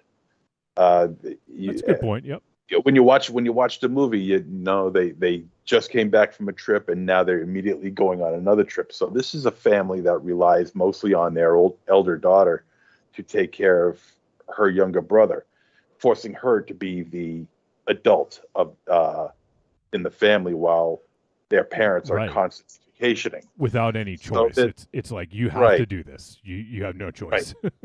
Right. So there's a lack of parental care involved with the with the younger son, obviously. And I mean, it's possible that he could have gotten it from his friends, or maybe he gave it to, you know, spread his verbiage onto them. You talking about COVID or swearing? And so, you know, I think the lack of a structured parenthood is partly to blame for the reason why he talks the way he does. Maybe his friends are a reason why he talks the way he does.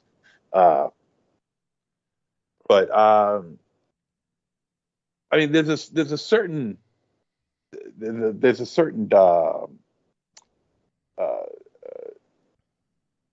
I don't want to say innocence, because it's not innocence. It's maybe sincerity about it, you know, because kids, as soon as they figure out that they can swear and swear freely, they're going to do it 24/7, every other word. Right. Or they're going to overkill. Yeah.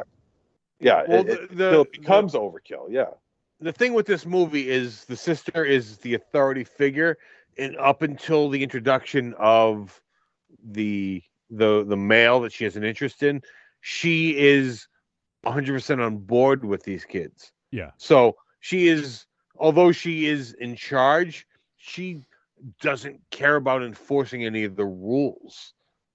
Like, so they could say whatever they want and she's not going to scold them at all. So they have that freedom. Like, so it is like they know they shouldn't say it, but they're not going to get in trouble. So that they just explore, like they just blurt out whatever comes into their heads, and they know they're not going to get in trouble for it because the authority figure doesn't care. She is a willing participant in this movie. Yeah. And that is part of the free flowing of the vulgarity in this, because no one is saying no. Like, because the parents are absent, the sister doesn't care, and all the friends are like, as soon as we step into this barn, we can say whatever we want, even though if we don't have no idea what it means, we can say it. Like Aries, how when Andy first started swearing. How old was he when you first did? I mean, it's because we didn't try to edit him. We didn't edit ourselves around him, but I didn't say fuck every other word around him.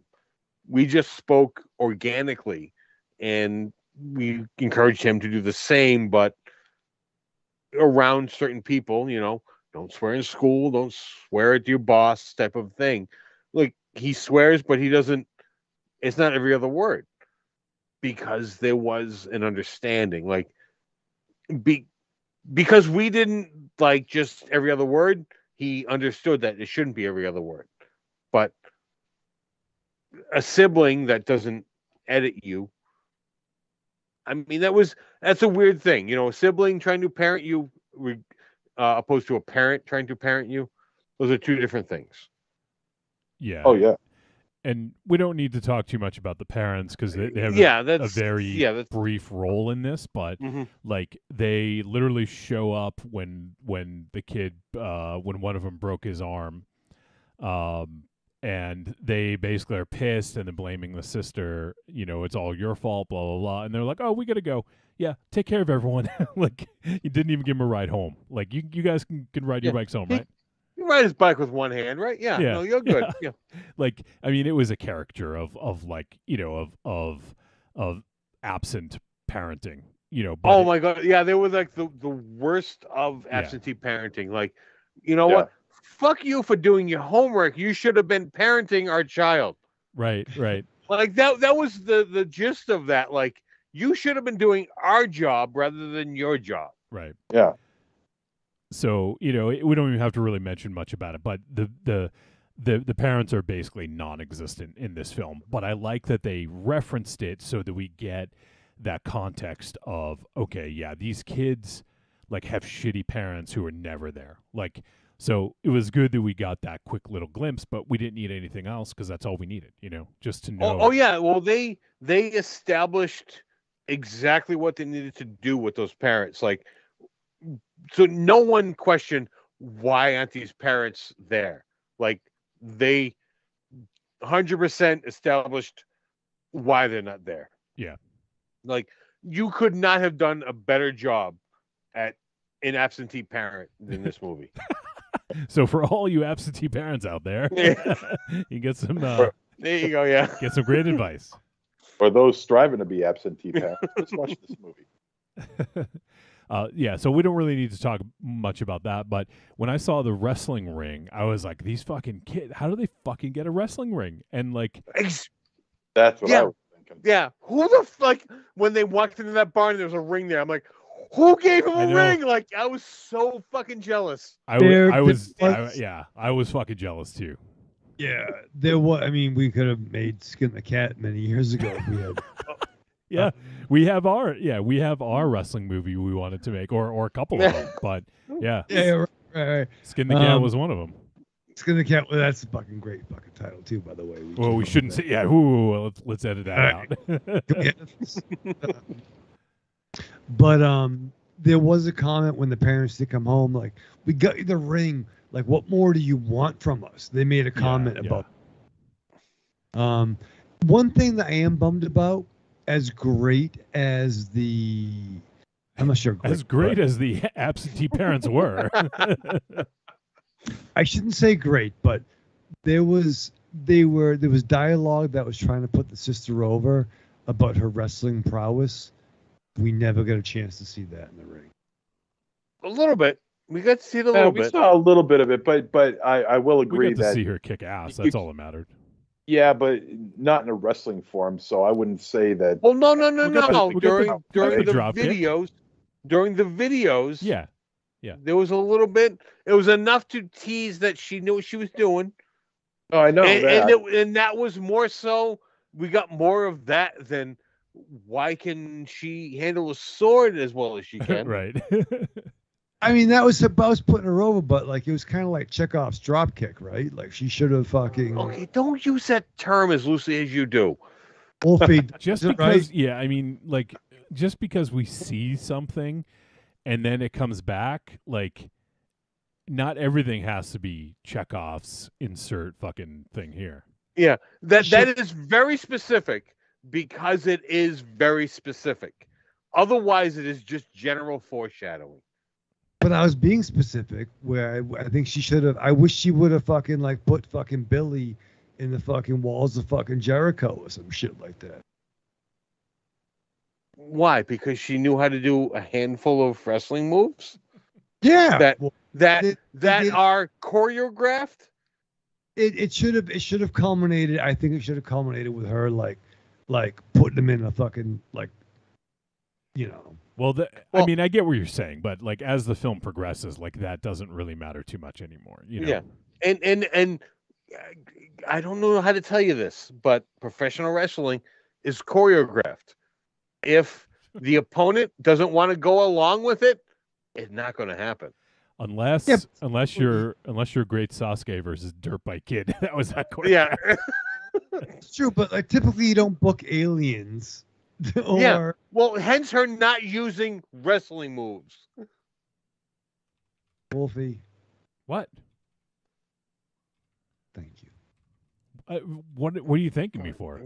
I think that Aries is a little bit naysaying a little bit. I'm not naysaying. He's not naysaying. You're saying she should have used professional wrestling moves. I think in a real life scenario. They heralded that, and I think I understand, but like they didn't though. They didn't. She did a drop kick. She drop kicked the fucking dude out the window at the fucking and you barn. know what? The worst part of that was the fact that the kid was behind her, because he had little to know if that movie the alien should have fell to the ground, not a block away. Well, she kicked him with such force. Yeah, the alien would have been a block away regardless of whether he was there or not. I just wanted her to make Billy tap out. God damn it. I wanted her to make Billy tap out. Yeah. Is she gonna put him in the fucking figure four while there's an alien attack going on and there's like surrounded by aliens that are trying to kill them? Enough with these aliens. Here's the caramel clutch. That's what you'll get. The caramel clutch. Yeah, what move would you wanted to see her give Billy? The rug muncher. Jesus Christ. Nobody knows what you're talking about. You guys do. I do, yes. We all do. Yeah. MC, I missed you so much. I really do. If you were here, I'd hug you. Did you want what was her name again? Samantha, did you want Sam to give Billy a fucking a Bronco Buster? I'm gonna give Aries a Bronco Buster next time I see him. What do you think of that? You Bronco Buster with like a fucking crotch chop while aliens are around them? Is that what you want? Yeah, you gotta keep it real. Keep it real. No, Aries is upset. Okay, I dare you to try to give me a Bronco Buster next time I see you. Okay. All right. I dare you. Well, he's gonna put you in a corner first and then run. Oh yeah, no. Yeah, everything needs to come together. So I fucking dare you. Nobody puts Aries in a corner. I will not hear. You cannot whine about a single broken bone after the fact. I'm gonna, but no, no, you can't. You can't. Why? Why? Because that is a stipulation. Yeah, no. I will allow you to attempt it. But you cannot whine about your broken bones. I remember when I tried to give other Bob a Bronco Buster at the Manor, and he fucking put me into the fucking brick wall. And who are you more scared of? Why would you ever try to give another dude a Bronco Buster? I thought we were in real life. I thought we were having fun. Because all he has to do is put his fucking leg up and like kick you in the fucking nuts. You are offering your nuts to him at full speed. Now, mind you, your idea of having fun is putting your nuts in his face. Who in that scenario is having fun?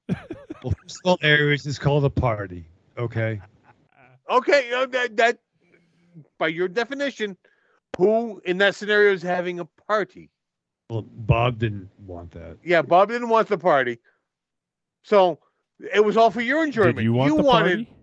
You No, wanted I was your trying to. junk in his face. I was like, hey, yo, this might be a good thing to do at the time. So you didn't think he wanted it, but you wanted your junk in his face.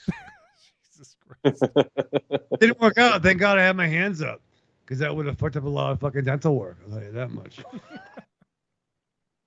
So are we going to try another Bronco Buster? No, No. So then why do we even bring it up?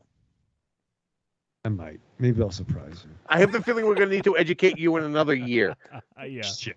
he's gonna try it. Ravenshell's gonna get in a real fight sometime, and he's gonna try a Bronco Buster, offering his crotch up to his opponent at full speed. Yeah, what do you think of that? Great move. No, And he will do the crotch chop beforehand Yeah. in case there was Yeah. any idea that there was something else happening. No. Crotch chop before and after, right? Yeah. No, not after, because the after is going to be the ambulance ride. Well, he's going to be thinking about doing it after. Yeah. And he'll never get there. What real wrestling move would you put on someone in a real fight, Raven Shadow? probably drop toe hold. Oh God! Why don't you put it on the Texas Cloverleaf? Okay, a drop toe hold is great, but you have to follow it up with something. A drop toe hold. Yeah, and then elbows, or maybe just like rapid fire. But I have long legs. Oh my God! Have you ever been in a fight? Yeah. With what? Well, my Ultimate Warrior wrestling buddy. Warrior, I'm gonna get you. 1,000 years. I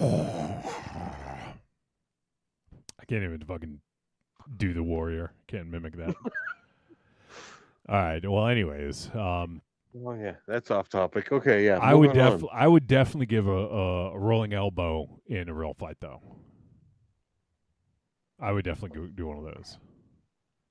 Rolling elbow. Yep. It's like a discus lariat, but it's an elbow to the face. Yeah, no. Yeah, I'm just trying to picture in a real fight. I'm sorry. I'm just. What would you do, MZ, if you were to do a wrestling move in a real fight? What would it be? 5 stars frog splash. Jesus Christ. Although okay, yours would be okay. like a 1.5 star frog splash. It'd be a 1.5 star tadpole splash. What are you jumping off of? I don't know. A step stool. Garage. A 1 foot tall step A stool. garage? Oh my God. Under the pavement. Pavement. Yeah, your opponent's gonna fucking move. Oh my God. You want to do a Stardust press? Want to flip the pot with me? Or the Cobra Clutch. Oh my God. Oh my God. Oh my God. Why not the caramel clutch, as Raven Shadow Chicken mentioned? wing. Maybe crossface chicken wing. Some Crossface- submission okay. hold. Some hold. You know. Some hold, yeah. Once again, I got to ask the same question. Have you ever been in a fight? No, I haven't actually. No, you haven't. Okay, yeah, that's obvious. Oh my God. All right, Aries, I gotta ask you, Aries, what would be the move you? Yeah. If you had to My pull out a go-to wrestling move, move in a fight Yeah. Shamrock. would be the low blow. I don't. is that technically a wrestling move though? You know what? I've seen it done by wrestlers, so it's a wrestling move. It's not it's illegal. It's not a wrestling move. I don't care. It's a fight. If I want to win, Wait. you're getting kicked in the If you're- crotch. yeah, but come on, if you're gonna fight fair. I mean, Oh yeah, let's fight fair. Uh, Have you ever seen a fight? No one mean, if fucking puts up their dukes. I mean, if that's the case, then yes, I've been in a fight. Of course, I've been hitting the balls. Yeah, That's you've what been a hit. fight is. Wait, he's been hitting the balls by your son when he was like 3 years old. Did he get a ball thrown at his balls? Oh my I'm about to God. hit the balls once. I'm Yeah. gonna change mine. Okay. I'm gonna do a rolling elbow. I would. Well, actually, I've been in 2 fights in my life, and they were like before I was like in like 3rd grade. One wasn't really a fight. This dude just kept annoying me. He kept annoying me, so I picked him up and I body slammed him down a hill. Like legit, like picked him up and then like threw him, and he rolled down a hill. So I can say I did a body slam in a fight. And the other one, I just kind of like, I had enough, and I just punched him in the face a lot. I was like in like 2nd grade, and the dude would just, it never fucking bugged me again after that. I'll tell you that much. But power bomb, I think a power bomb is a move that you could pull off if you stun somebody. And you got them in a position, like if you got them in like the power bomb position somehow, I think you could pull that off. That's a tough one. That's all pure strength. It's strength, yeah. I mean, because the other guy would have to jump. It would have to leap up from his feet in order for you to pick him up to execute that. That would be nothing but brute strength on your end. Right. To pull that off. What were you gonna say, Aries? Oh no, because I mean I've kind of like double hooked someone, not a power bomb, but like side and like dropped them on their head, kind of that way. Like you wouldn't see it in a wrestling ring because you're looking to not have the guy walk away from it. You know, because legitimate wrestling moves don't work in a real fight. Like that's the bottom line. Like I wouldn't drop kick anyone because I wouldn't want to be on the ground after I've done something to someone that could swat me away. You know, there's. You're not going to give someone a Bronco Buster? Yeah. A fucking Bronco Buster. I'm not going to present my crotch to someone else like at full that. Speed. Is like, here's my weakness. Have at it. Like, you know what? Like, fucking unbelievable. I have punched people in the crotch in a fight. It is a low blow. Like, it is, you know what? Cheap and dirty underhanded, but I'm looking to win this fight. Like, I am not going to put my crotch in someone's face. Because, especially if someone put their crotch in my face, I am biting down. I am biting down. I don't care. Their testicle is gone. At least one of them is gone. They're going to the hospital. You know, I always pictured you with someone's balls in your mouth. You know what? That's if you put your balls near my mouth, at least one of them is gone. If it stays there for long enough, both of them. If it's me, you better have a big mouth. Oh God! Do you see this fucking chopper right here? All right, let's move on from this. This was fun for a little while, but now it's not fun. This is not fun anymore. Now it's getting weird. Let's not skim over Aries' mouth and my balls, okay? Let's just skim over this. So, anyways, about the movie. Yeah, like I was totally fucking jealous of these kids. Like we had to build a shitty ass wrestling ring in my backyard, and then in order to try and wrestle. Like these kids had a fucking wrestling ring. Like I was so jealous. We had to steal mats from a former fucking. Yeah, we stole fucking like mats from. We will. Well, we can name it Raven Shadow because it's not fucking around anymore from Discovery Zone.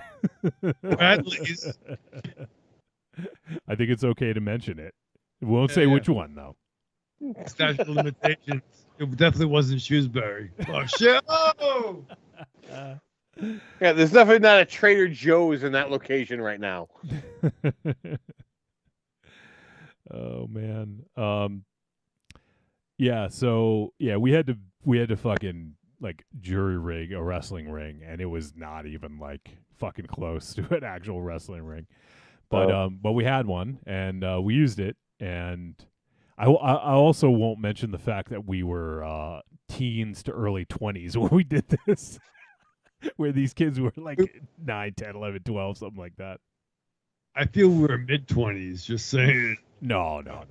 Early, yeah, we were early. It was early 20s. Early 20s. That's it. Yeah. So we all definitely could drive to our makeshift wrestling ring. There was no bicycles involved. Some people were younger, some people were older, but I would say, roughly early 20s. But that's fair.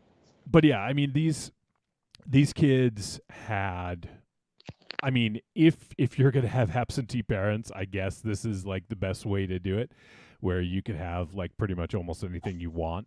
Because you could see they had all kinds of shit from like all the props they had when they were making their movie and all that. So they had a big property. They had a big barn. They had a big barn where they could film at.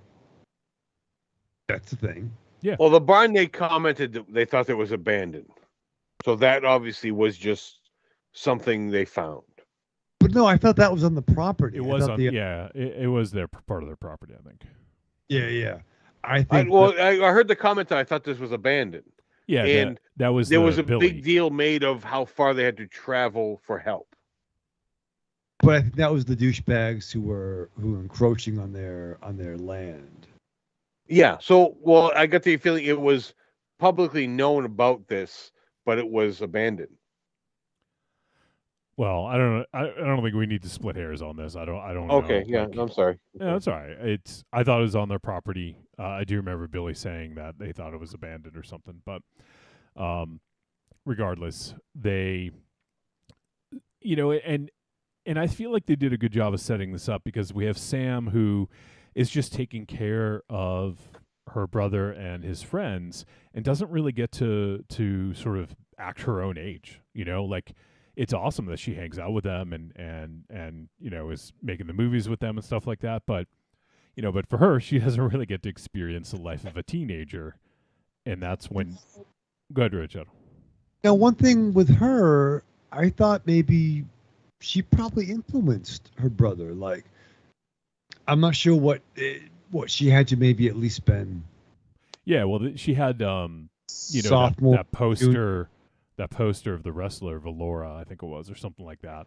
She liked wrestling. She had action figures, so I'm sure like, maybe she might have been like, a comic fan that got her brother turned on to that kind of stuff. Oh, okay, yeah. No, but not turned on, but like introduced. Yes, that's better. They were even like, oh, you don't hang out with people your own age, and maybe she just liked the make-believe aspect of it. Not that she was, she was very attractive. Oh yeah, that's what I was saying early on, that she was the babysitter, but she was a willing participant in all this. She wanted to be involved. Right. Yeah.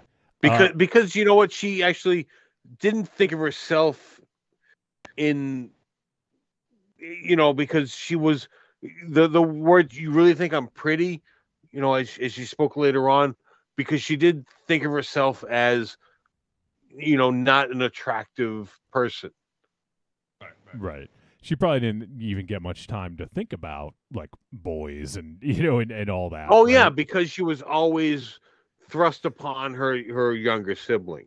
Yeah. Whoa. Maybe you should use different Oh wording God. too. Okay, now we're splitting hairs with the terminology. You really have to sexualize everything. You're such a perv.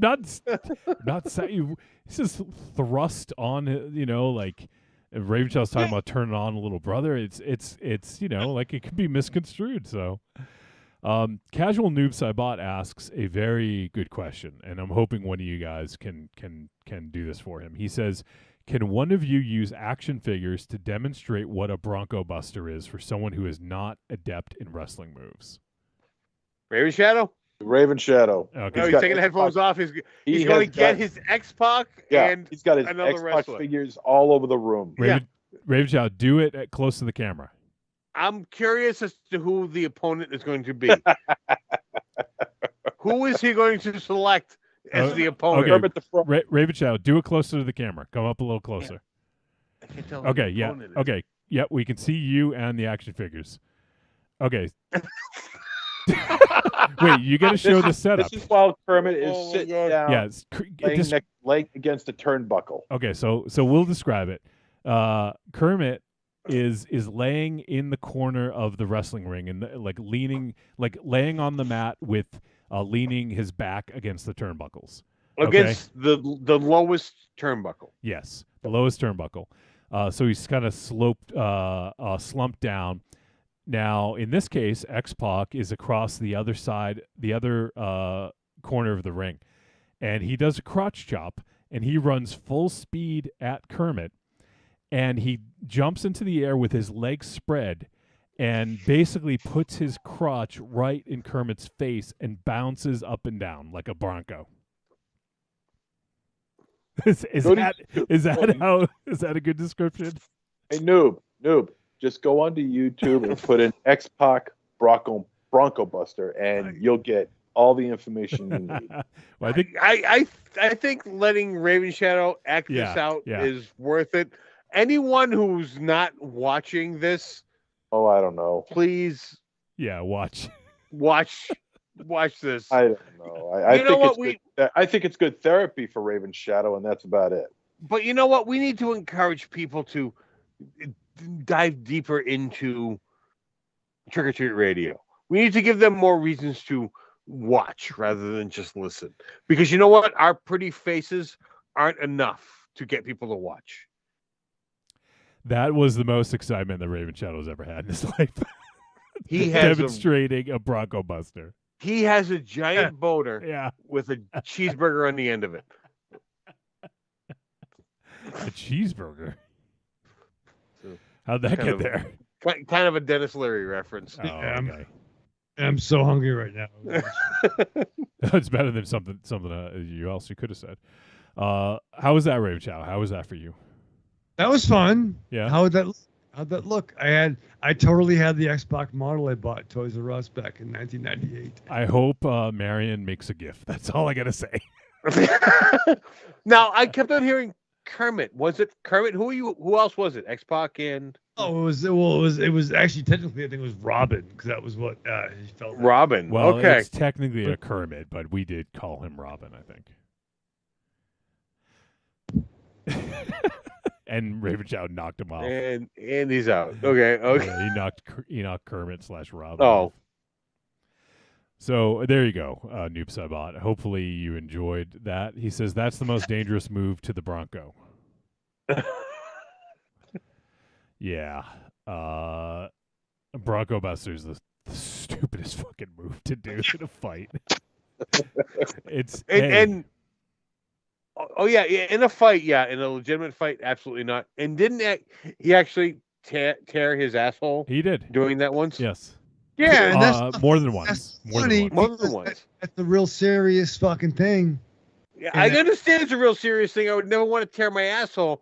And if I tore my asshole doing something, I would never do it again. But you got a busted tailbone, so you wouldn't do it to begin. Correct. I don't think he wanted his asshole torn. Like he was no, but hearing that he did it multiple times. Santa, what I really want for Christmas this year. I'm sure he wasn't diving in asshole first, going, "I hope it rips this time." Jesus Christ. It's not good. Like it's funny, but it's not funny. That's a real serious condition. Yeah, it is a real serious injury, yes. But you know what? He did it to him fucking self. Because you know what? There are so many other moves he could have done.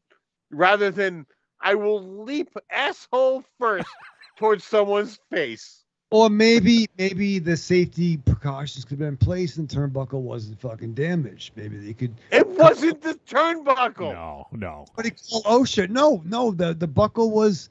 It was on. If he managed to hit the turnbuckle rather than someone's nose, he is doing it wrong because that person's face is supposed to be in between the turnbuckle and his asshole. First of all, the kid knows how to jump on someone's fucking face. All right. Can we timestamp that? Second of all, there was a problem with the ring and the post, and no one wants to clearly jump on something that's going to go up here, for Ligga to do. But yet he did. every time. If he knew it was going to happen, he probably wouldn't have jumped. But you know what? Something going up his fliggity-doo could have happened every single time he jumped on someone's face because there is a nose off of everyone's face. Yeah, that could have gone up his fliggity-doo. Does everybody have a fliggity-doo? I need to verify this. Yeah, I'm assuming a fliggity-doo is the asshole. Well, it could be any kind of hoo-hoo that you're talking about. Oh, we're talking about Michael Jackson now? What's going on here? Any kind of, if you're a big splunker, I'm not sure any kind of, you know what I mean? You know what I mean? No, we don't know what we mean. We're assuming you mean asshole with every kind of euphemism you're coming up with. Kind of, orifice. Can we get back to reviewing the movie instead of talking about torn assholes, please? Oh my God! Holy shit! I'm kind of sorry to say, I'd rather talk about torn assholes. I don't know. How often do we really get to speak about torn assholes? And it sucks. MZ, when was the last time you had a torn asshole? It's been so long I can't even remember. Well, that's why he's got an anal flap to cover his torn. Oh. All right, now we're going too deep into Trick or Treat Radio lore. Let's get back to it. So I feel like we haven't even talked about this movie, and I was really excited to do so. All right, let's see. Casual Noob says you should tweet the director of the movie and ask why the kids didn't do a Bronco Buster for the movie. Well, I did tweet at and tag Jason Eisner in the tweet, so hopefully. Oh God! You know what? I apologize.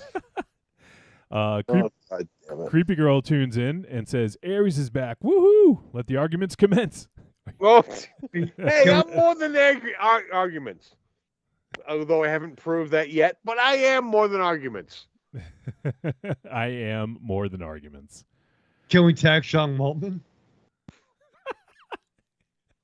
Why do you want to tag him with that? Yeah, I don't know if we want to tag him. We were just talking about his torn asshole. I just love the kid so much. Yeah, you know what? I dare you to tweet this out and tag me with the torn assholes. And if Bronco busts me, I'll just hold up my fist. All right. And then we'll have a porno. It's not his fault. Of course it's not. He didn't want to tear his asshole. Nobody wants, for the most part, nobody wants to. I like how you clarified. Right, for the most part.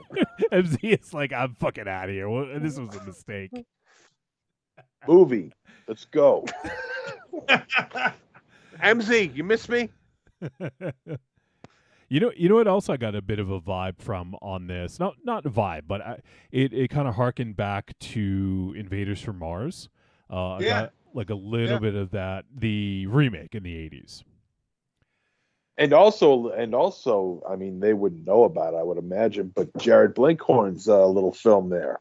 Oh yeah, they're coming, or they're watching you or something like that, right? Yeah. I'm looking up to see what it's called. Yeah, So- but that's a good one though. Yeah. They're So what do you they're closing in. They're closing in. What do you guys think about the aliens? I thought I liked the ocean scene. It actually reminded me a little bit of Godzilla 1985 by Ares. I didn't make that shit. No, I don't think you were a gaffer on that, but You just said Godzilla 1985 by Ares.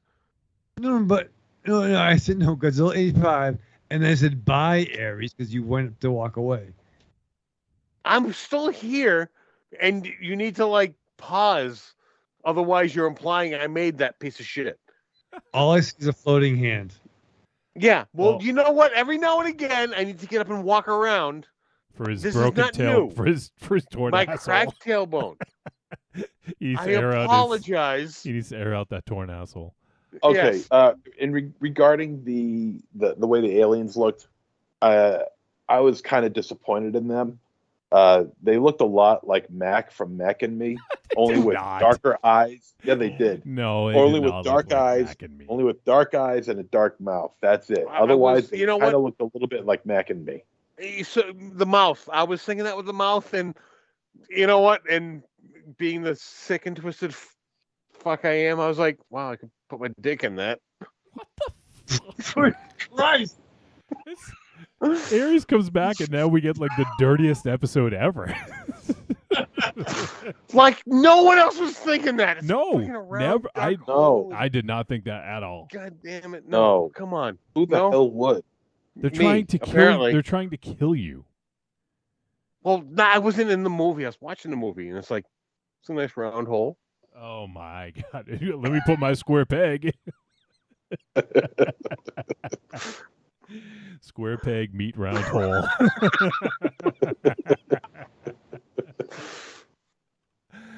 I mean, and to be fair, with Mac and me, it's just like, yeah, my dick in that too. Like, What the fuck? What's going on here, Aries? What did I don't know? Did somebody like kidnap Aries and like make him dirty? I've always been dirty. Apparently, I've just been editing myself. I don't know. Yeah. Censor. What are you drinking tonight? Something different. Nope, same old shit. Bought a brand new bottle. Clontarf. Clontarf, yeah. Clontarf. All right. So yeah. So, MZ was talking about the aliens. I thought they were fine. It wasn't anything new. It wasn't anything like. I think they were just intended to be a more traditional style alien. That's kind of how I saw it. You know, they weren't trying to like rewrite the book on what an alien should look like. You know, the more I saw them, the less I liked them. And that's fair. I mean, they seem to like the more they were on the screen, the more they were like they weren't hiding them more. So it's just like you could see the rubber costume, and it was just like, yeah, I like them better like before. Like, I don't know, it was weird. I don't know. I mean, I get that. I mean, they kind of look a little bit like the X-Files aliens. But I think good. I was just gonna say I thought so. The one that we see the most is Dallas, who is Billy's friend, who gets turned into this different kind of alien with like these like kind of razor claws. Like that's. Can we go back to that a little bit? So the aliens are running amok. They're attacking. So basically, kidnapping kids, and they're basically using like it's assumed that they're using their flesh to power their ship. So well, they say that. What's the thing about that? Like, I wouldn't have known that unless I read that in additional descriptions. We see the aliens come to the water from the boat ride, which Ares was the captain. Yes.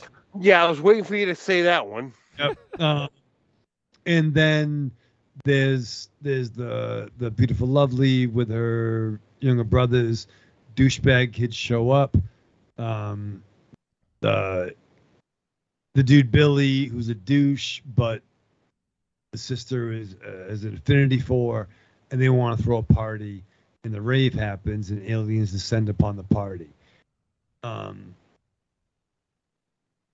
I thought they were fine, and I kind of lost my train of thought.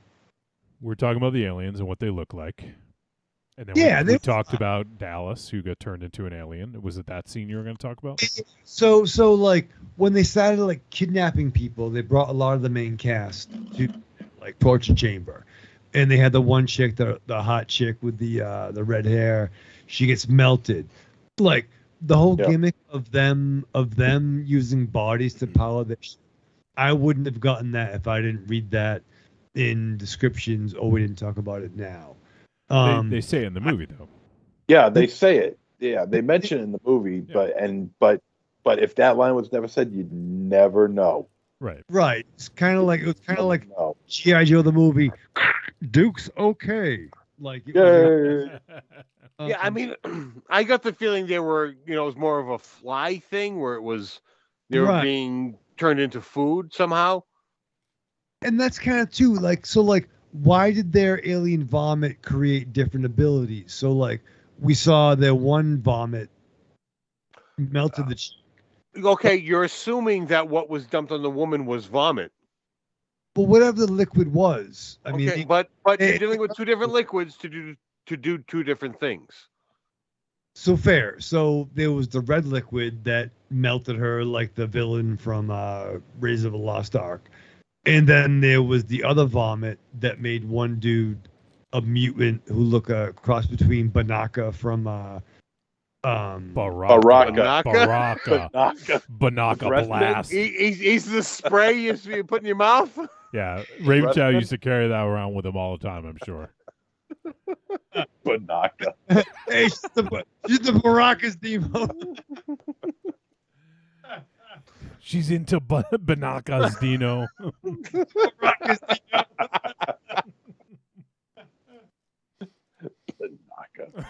Banaka, holy shit! Do they still make that? Can I intercept? Can I intercept on what I think about this movie? Intercept, please. Whose pass are you intercepting? Shut up. Just listen to me. Look. All right. Look. There is a virtual treasure trove of problems with this movie. Okay. Yeah. When the big reveal, the big video reveal at the party, at the rave, was displayed for everybody to see, and everybody starts laughing at this poor girl. It's like, Jesus Christ. I mean, I know we live in a shitty society, but I mean, not one person in there comes to defend this poor girl. It's like everybody's an asshole in this movie, so there's really very little to root for. I mean, no one. My guess is no one really even knew her, because she probably was very to herself at school or whatever. I get that, but Jesus, even one person would have made a difference. But they made that comment like, oh, what are you doing here? It's like, oh, I live here. Oh, really? Yeah, like, no one really even knew her. Like, she was just sort of like a background character in her own school. Yeah, and it kind of added to the fact that these people don't care. Yeah, like it was just some place for them to party. They didn't care about whose house it was. It was just a house. No, I understand all that, but Jesus, just one person should have stood. Yeah, but that's not going to happen. Like, I mean, MZ, I know people were shit to you in school, but like that's just not going to happen, especially in a party situation like that. Because if you're the lone person, you're going to get lumped in and made fun of as well, and people don't want that. No one's going to stand up in this situation, in this movie. In this scenario. Things were different back then when I was a kid as to how things are now. Yeah, they're worse now. Kids humans are way shittier now than they ever were. Well, I mean, even if this was the case, which it most likely is, it still doesn't make anybody even that much more likable. They entrap the aliens. I mean, they entrap the only characters that this movie gives any attention to. Everybody else is pretty much gone. Right, they were either killed or got away. Killed or ran away. Because it's inconsequential. So there's the matter of convenience in that aspect. It's a small budget movie. What do you expect? I'm just giving you my opinion. The thing that annoyed me the most about this film is the color palette.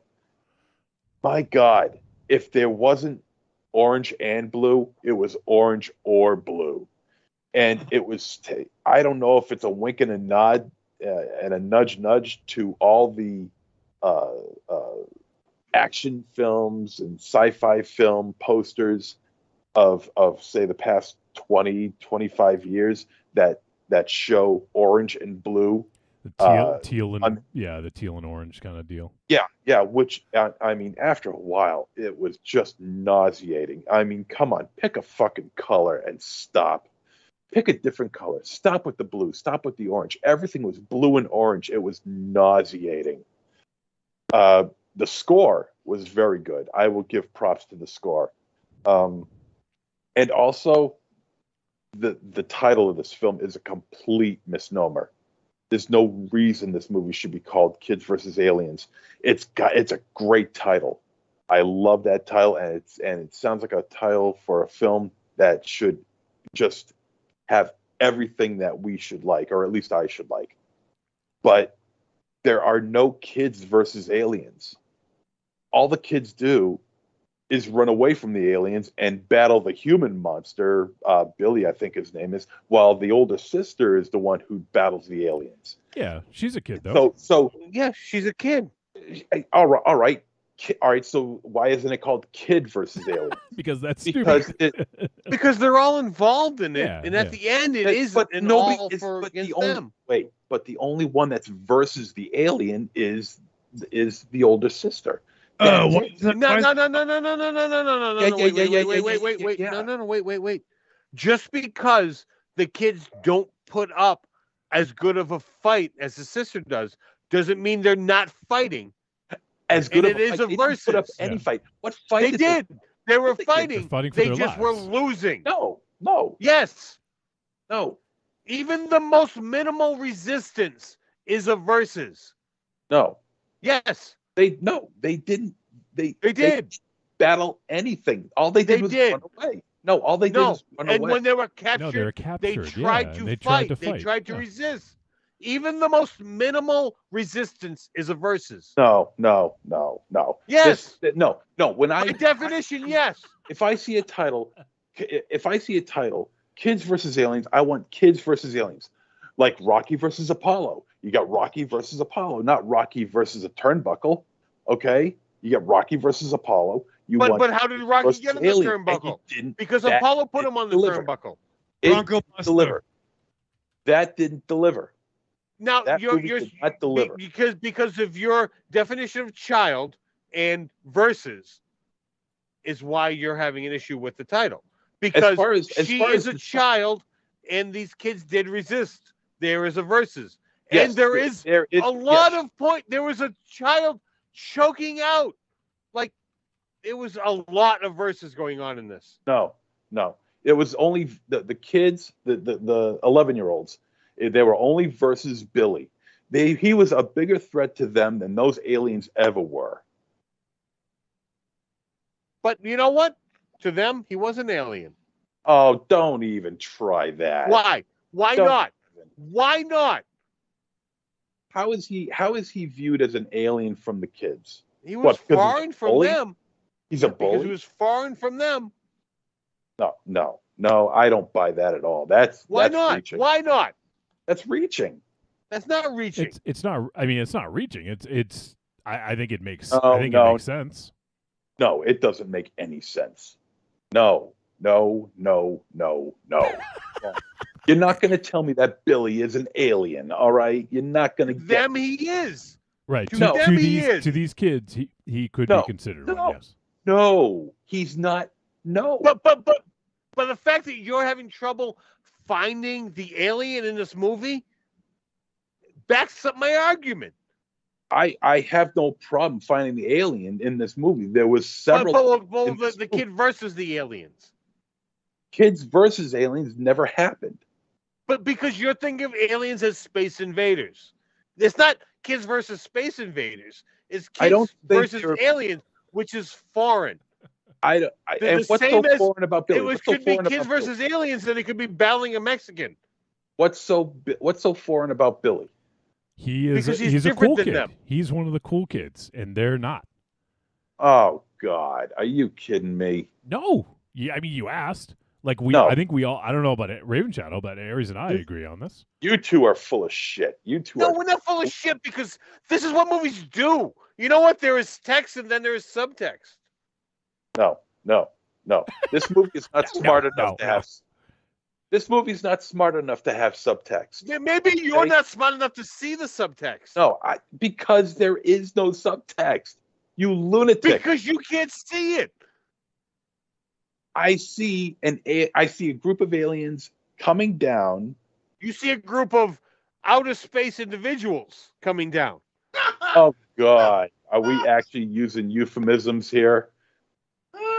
No, that is not a euphemism. That is actually the opposite of the euphemism. Outer space individual is a euphemism for alien.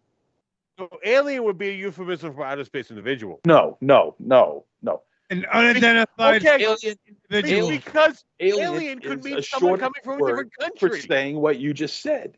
No, alien could mean someone coming from a different country. Oh my God. What? No, that's just a person. But it's an alien. And if they came from the country illegally, they're an illegal alien.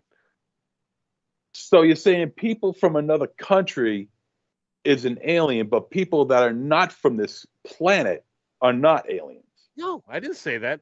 That's exactly they're both aliens. That's exactly what you said. No. Yes, that's exactly what you just said. No. That's exactly what you just said. It is not what I said. That is what you said. No, I merely clarified that the aliens you were talking about are coming from outer space.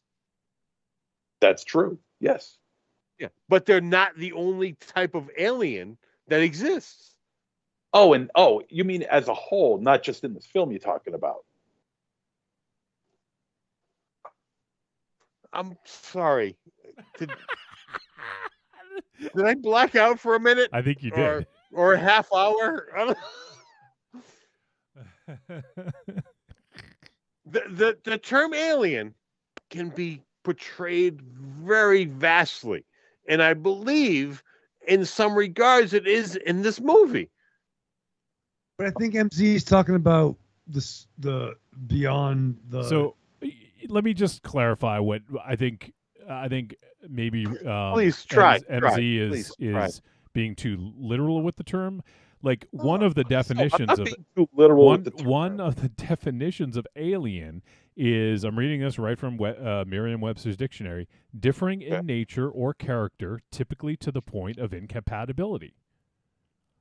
Billy was exactly that to these kids. Come on. Billy was a douche. You can't call. Yeah, he was a douche. But you know what?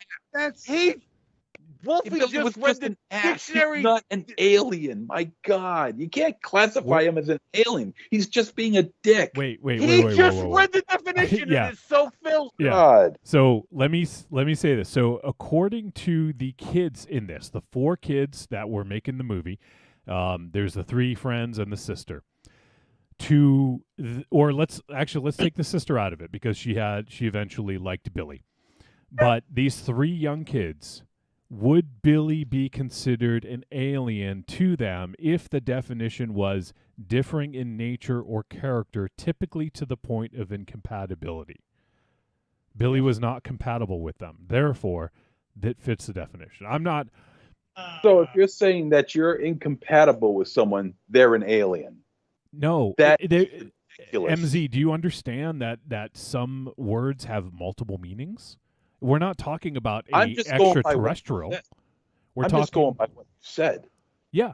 Just going by what you said. Differing in nature or character, typically to the point of incompatibility. Compatibility, right. So if I'm incompatible to someone, that makes me an alien. You're alien to them. You're not an alien. It depends on how you use the word. You're alien to that person. In this case, the movie is supposed to be literal, kids versus aliens, but you could also interject the fact that these kids are alien to the popular kids, the status quo, or whatever you want to call it. Well, then, if that's the case, then you can also say that the teenagers, the little kids, the 11-year-olds, are alien to the teenagers. So if that's the case, then how come this is the best.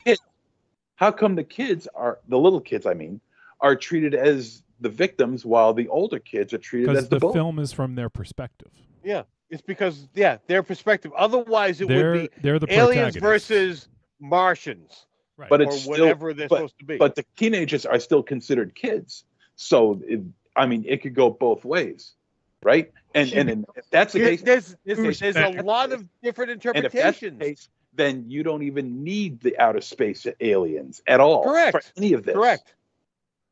That's ridiculous. It isn't ridiculous. There are multiple levels to this movie. Why is that so hard to believe? It's not. It's hard to accept that you actually consider kids aliens. It's ridiculous. Why is that? How I how think many it's just times? How late. many times do we have to read the definition? Like, I mean, Well, seriously. first of all, you can just shut up for a second. Aries. Okay, I'm not going to accept the fact that kids are aliens. You're just not going to. No. What is? They're kids. This movie's based on the kids. To accept that. So you can't change that. The kids are the basis of the movie, so you can't change the kids. So the aliens are the visitors from outer space, and also potentially the bullies that are different from them. And he hit paused. Are you muted? You hit mute. You hit mute. Sorry. Talk amongst yourselves. I got to look up something. Oh my God! Wait. Really? Okay, so let's go on this this angle. So, like, what are some other movie titles? What's eating Gilbert Grape? Did anything ever eat Gilbert Grape? Do you guys remember? Was there like was it a cannibal movie? I forget. You know what? I'm going to go back to my English class. I believe it was my junior year of high school. Like, we read a story and we were told to analyze it, and it was Mary. The name escapes me, but Mary and Bob, Joseph. No. The name is insequential. The Mary bobs her hair, and it was all about the story about how this girl cuts her hair. But when it was all said and done, the her was her sister or her friend, and it was that she bobbed her sister's hair. But it was that mixing of the her, because the title implied that she did her own hair, but the her was someone else's hair. And that's part of the mix-up with potentially the mix-up with this, where we're hearing aliens and everyone automatically thinks to look up. Aliens. They're thinking aliens, Martians, whatever else. Klingons, they're coming down. Aliens. But you know what? Alien is it's just someone who's different than you. So you know what? The verses, yeah, it 100% makes sense. They're versus the aliens from outer space, and the aliens are these bullies that they have to deal with every day of their lives. So I'm gonna. This is not to necessarily support MZ. I think that this is where we put like 20 minutes more into this than it needed. It's literally kids that are abducted by aliens and they try to get away. Hence, kids versus aliens. Like, it is a very it's supposed to be kind of an in-your-face descriptive title. It's like we're reading way too much into this. What Aries said, I agree. It could be, you could make that argument. I'm not saying I thought of that when I watched it, but you could make that argument because really Billy is the main antagonist in this. And it just so happens that they're caught up in this feud during an alien abduction or alien invasion. So, I mean, like, I feel like we could get, like, a lot more mileage out of this, but I don't even know if it's worth it. Like, the never-ending story ended. That's not, like, if we take names literal, we're going to be, like, open up a fucking can of worms, you know? I didn't see anyone dance with a fucking wolf in Dances with Wolves, did we? Now, no, that being said, MZ had a chance to research. I want to hear what MZ researched. No, I'm sick of all this. No. Let MZ. No, I just had to look at a poster. I just wanted to look at the poster art for this film. And in the poster art, where is it? Hold on. There's a couple different posters too, so I guess it Yeah, depends which one. I looking at the one I think we got posted up here on our show. Yeah, it shows all the kids with an alien behind them, Right. silhouette of an alien. With an alien behind them and aliens chasing them underneath the title. Yeah. Arms stretched out while they're riding off in their bikes. Yeah. Okay, so if you ask me, I think you and I think Ares needs to be medicated and put away. Yeah, but that's besides the point. Was Jeff Fahey ever a fucking lawnmower? What? Was Jeff Fahey ever a fucking lawnmower in Lawnmower Man? Come on, man. You are literally taking this way too ridiculously. Yes. It's kids versus aliens. Poster. There's kids, there's aliens, there's a fight, there's an abduction. That's all you need. We've gone off the rails. Did anyone kill a fucking mockingbird and to kill a mockingbird? Yeah. Welcome to the show. But the you can't use the poster as an argument because posters should misguide you. Like they shouldn't tell you the whole story. But they shouldn't give you the answer to the crying There game are kids and there poster. are aliens, and they are on opposite sides of of the battle here. That's all that's all there is. That's it. I say you're wrong. I say I understand where you're Wait. You're saying he's wrong with the argument that there should be kids and aliens that are opposite sides? No. I'm just let me rephrase myself. I could see where you're going with your argument. I get it. I just disagree with it. Now, mind you, my argument only started when we were talking about this. Like this never occurred to me as I'm watching this movie. Wait, I gotta ask one more. I just looked up another one. Were there any dogs in Reservoir Dogs? I'm trying to remember. How many dogs were there in that? Oh my god. Okay, yeah. Was there a reservoir? I don't remember. Was there like dogs that fell into a reservoir or something? Is that what happened? Listen to me. Okay. When you talk about Reservoir Dogs, of course there was no reservoir. Of course there was no dogs. So of course the title is going to be open to interpretation. This is kids versus aliens. There are kids. There are aliens. Everything else after that is just taken into what you perceive as that title to be. Right, but it presents kids versus aliens. It presents kids. It presents aliens. It and gives you what they fucking say. And it doesn't give you any verses. So, yes, it does. No. But you know what? I'm gonna dive back into this. Fuck off. I'm just diving back in. So because Reservoir Dogs didn't give you reservoirs or dogs, you're completely happy to dismiss that. But because Kids versus Aliens gave you kids and aliens, it did, but not versus. But it did give me a versus. But versus. So one part of the title was there. You just need everything to make sense. If it was kids and aliens, then it would be more accurate. So you wouldn't need kids or aliens. So if it was kids and aliens, you would accept that there were no kids and aliens involved in it. Because Bradley Cooper didn't have any licorice or pizza in that movie.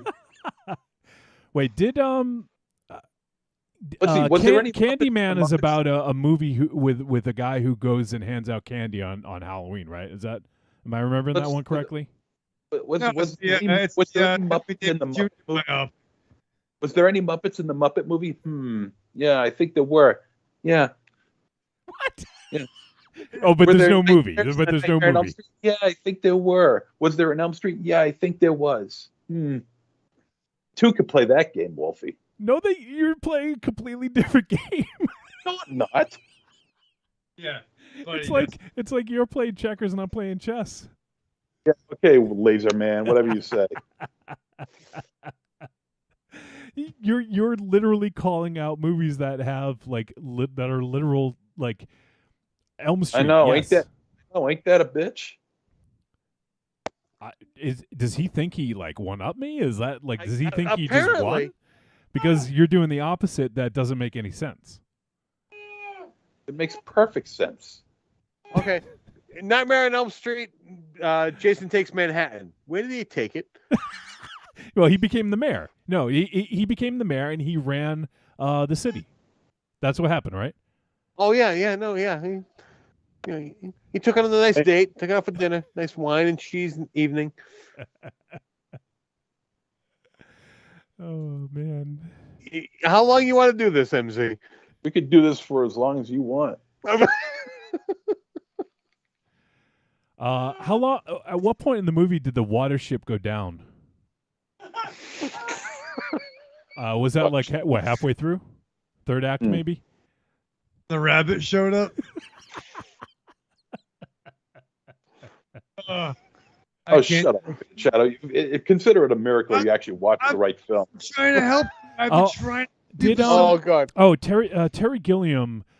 I love that movie he made, the documentary about Brazil. Like it's such a beautiful like portrayal of what it's like to live in the South American nation. Like and so Time good. Bandit. There's a lot of where a movie deals with time and there are bandits. So well, actually they're kind of hard. Yeah, exactly. Yeah, but you're not you're not playing this game right. I am playing the game right. No, you're not. Yes, I am. I am pointing out that there are many movies in which the title does not necessarily tell you what's going on in the movie. Kids versus Aliens. That tells you exactly what's going on in the movie. Kids versus Aliens is way closer than a lot of these other ones that I've mentioned. I'm sick of all these crying games.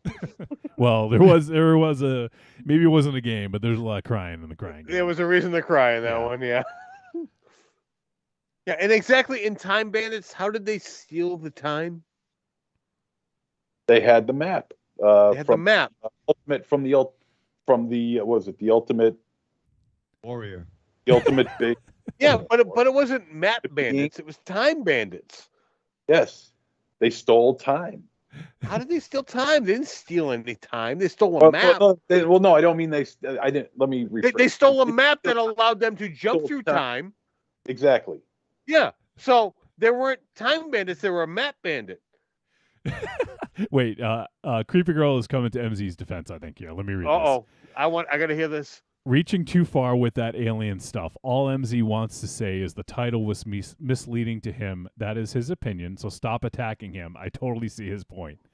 And then she goes on. Wait, she goes on. There's more. There's actually quite a few. Let's see.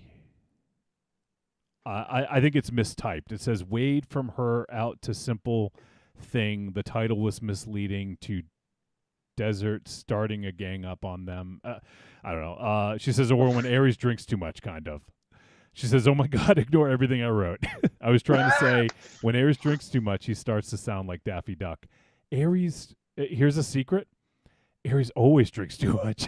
Yeah, it's not. Daffy Duck? It's not. It's Am not. I that bad? It's not some episodes. It's like it's the same every episode. Okay, okay. I'm not arguing the drink too much. Daffy Duck, really? Am I? You're not Daffy Duck. No. Okay. There's a little slur. Oh yeah. Well, I can't argue a slur. I'm fucking drinking. She says, you guys are being ridiculous. Just saying. MZ can have his opinion. He absolutely can. He absolutely can. But his opinion is very bizarre. There are kids. There are aliens. There is a, one's an antagonist, one's a protagonist. There is a adversarial relationship between the two. Therefore, it makes sense to have it be versus. And the fact that he is not conceding at all, like he's standing strong with aliens is from space. Like he cannot say that, okay, I can see where you're coming from. Like the fact that he's digging in is causing us to go further. Wait, okay. Is that you can't even see where I'm coming from. That's no, I do see where you're coming from. But finally. No, I always did. But it's a ridiculous statement. I see where you're coming from, but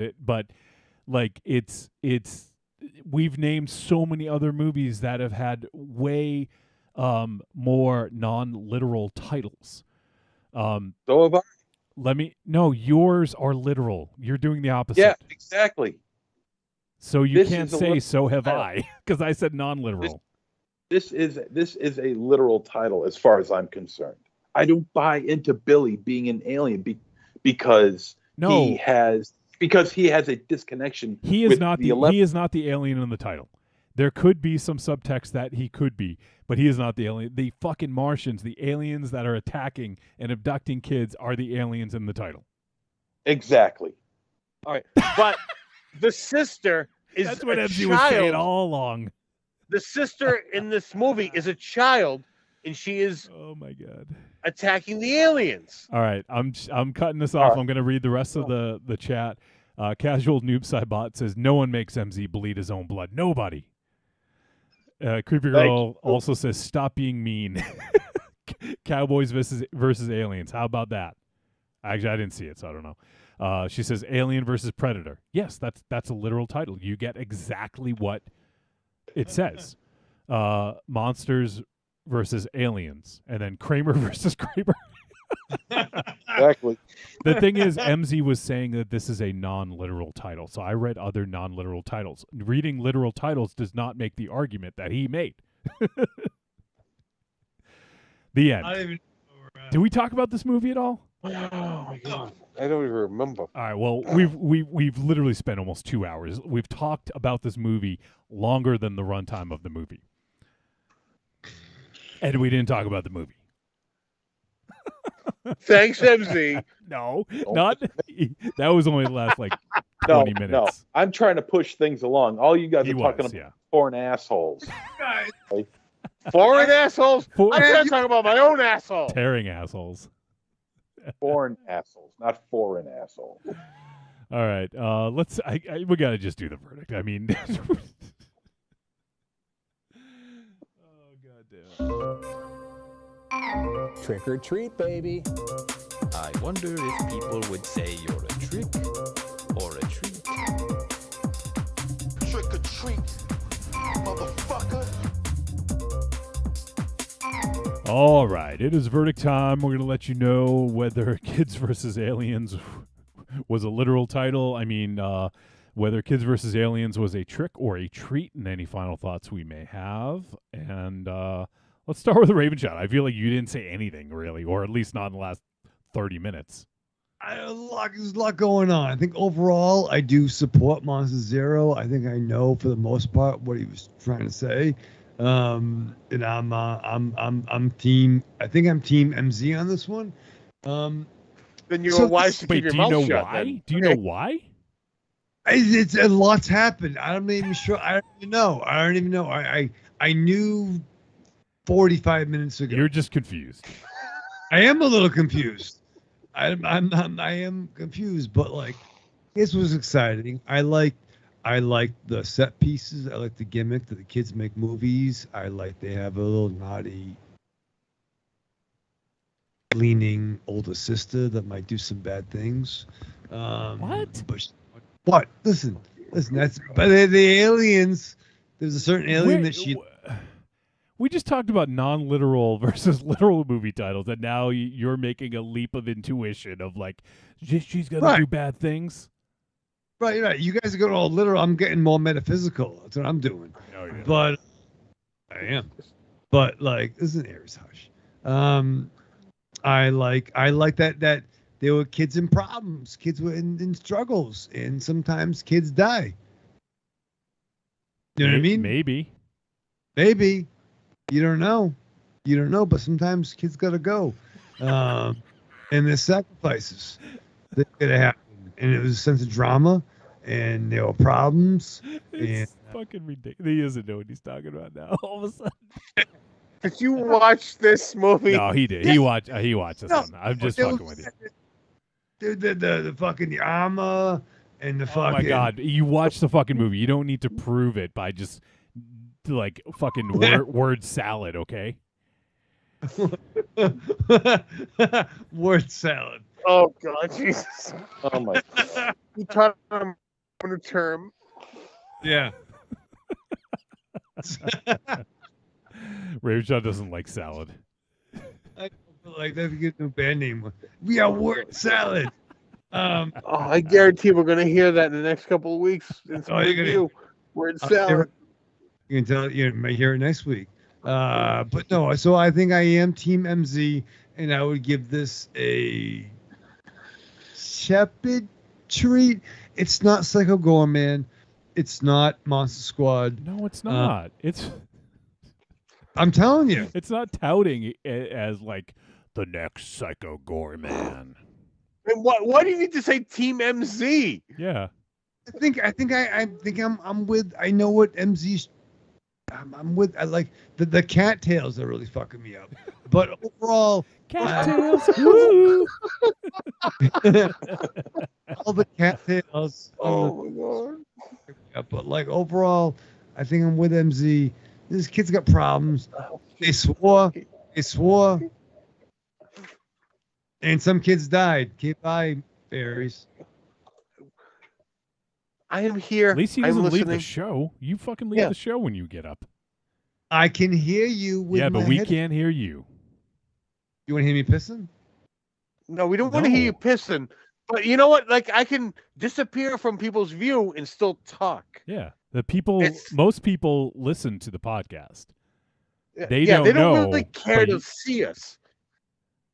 But when you get up and disappear and we try to talk to you, you're not there. We have to call out why you're not responding. I can hear you, and I would feel this is a type of treat. Jesus Christ! All right. Well, let's keep with Team MZ then, and let's go with MZ's verdict. Hey. Yeah, I think the score in this film is really, really good. Pay attention to it. It's got a low tone, low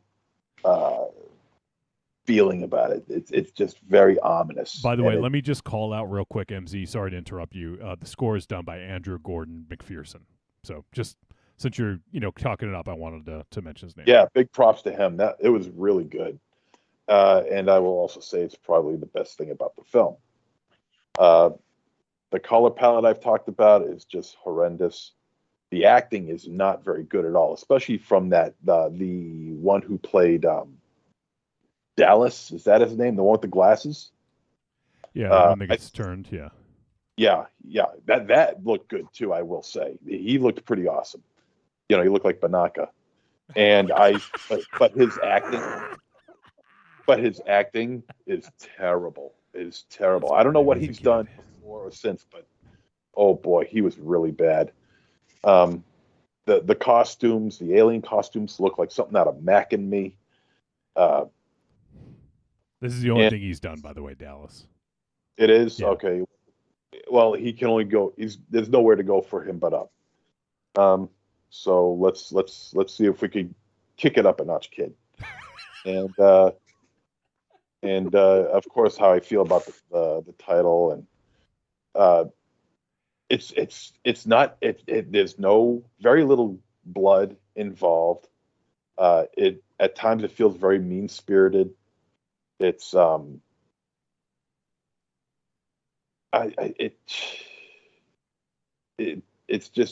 It was just an annoying movie to me. I just did not like this at all.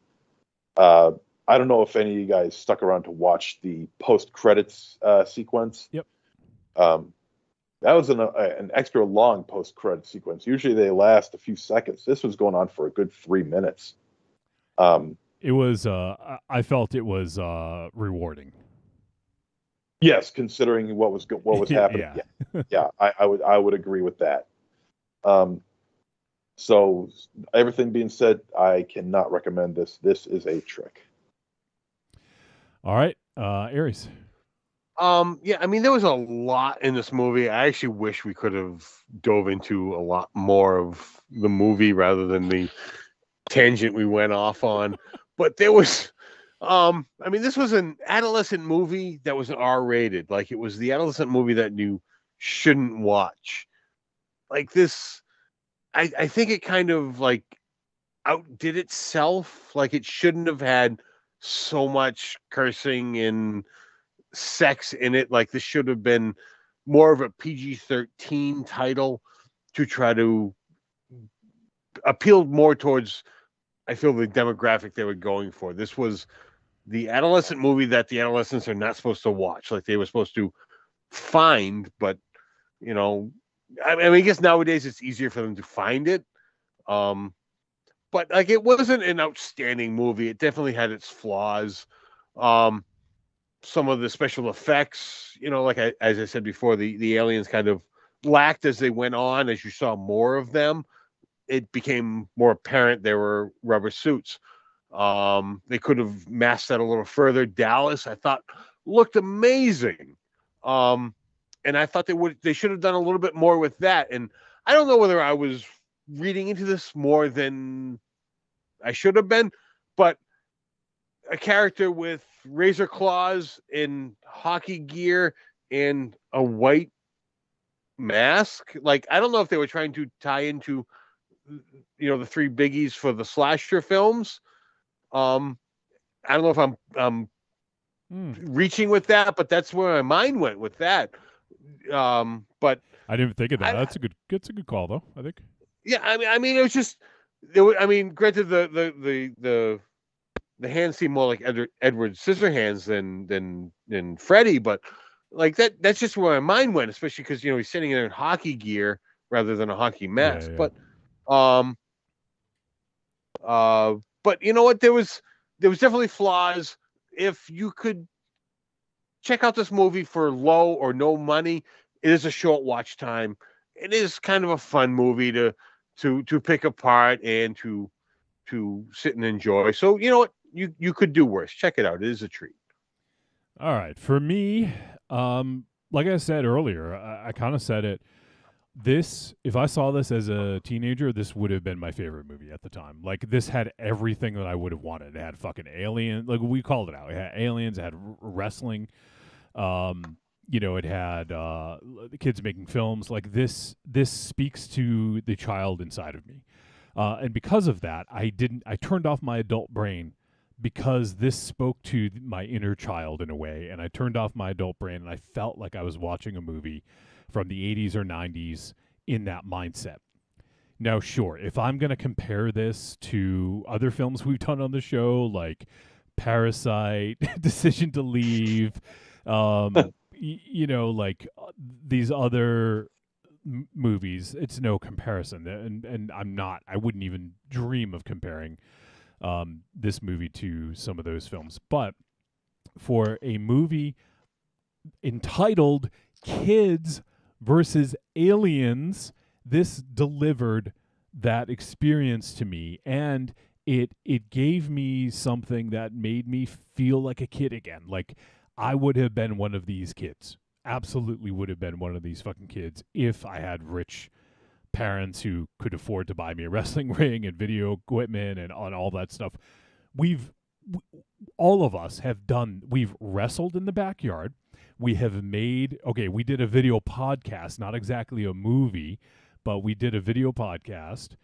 We tried to make movies. Like, we have written things. I made a music video that some of you guys helped out with. You know, MZ has made movies. Like, to me, this spoke to the inner child in me, and this felt like an experience I would have had in the 80s or early 90s. So I was able to look at this in that way, and I thought that this succeeded in a lot of ways. Is the plot rich and you know, diverse and pull on the emotional heartstrings? No, because it's just kids versus aliens. Like, and we get what they say they're going to deliver. I feel like we got. That's my opinion. That's my interpretation, and I feel that this delivered. Now, was it a perfect film? No. Like, it's, you know, I like seeing Jason Eisner making films again. Like, I feel like he's got something that really speaks to me as a film viewer.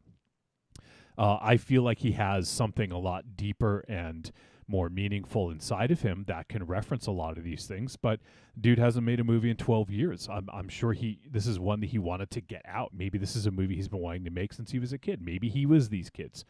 You know, so I hope we get more movies from Jason Eisner. I hope this isn't, you know, I hope he's not just going back to documentaries from the 12 years.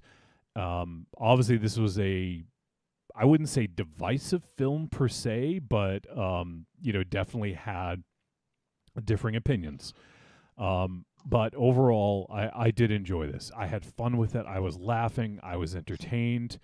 And at the end of the day, that's what matters. I didn't love the ending. Like, not that I wanted a cheery, happy ending, but I feel like almost like the ending maybe betrayed the spirit of the film a little bit. But it also it was reminiscent to me of something that I would have seen in the 80s or 90s. Like, that's the ending that it would have been. So I didn't necessarily have a problem with the way the film ended before the credits.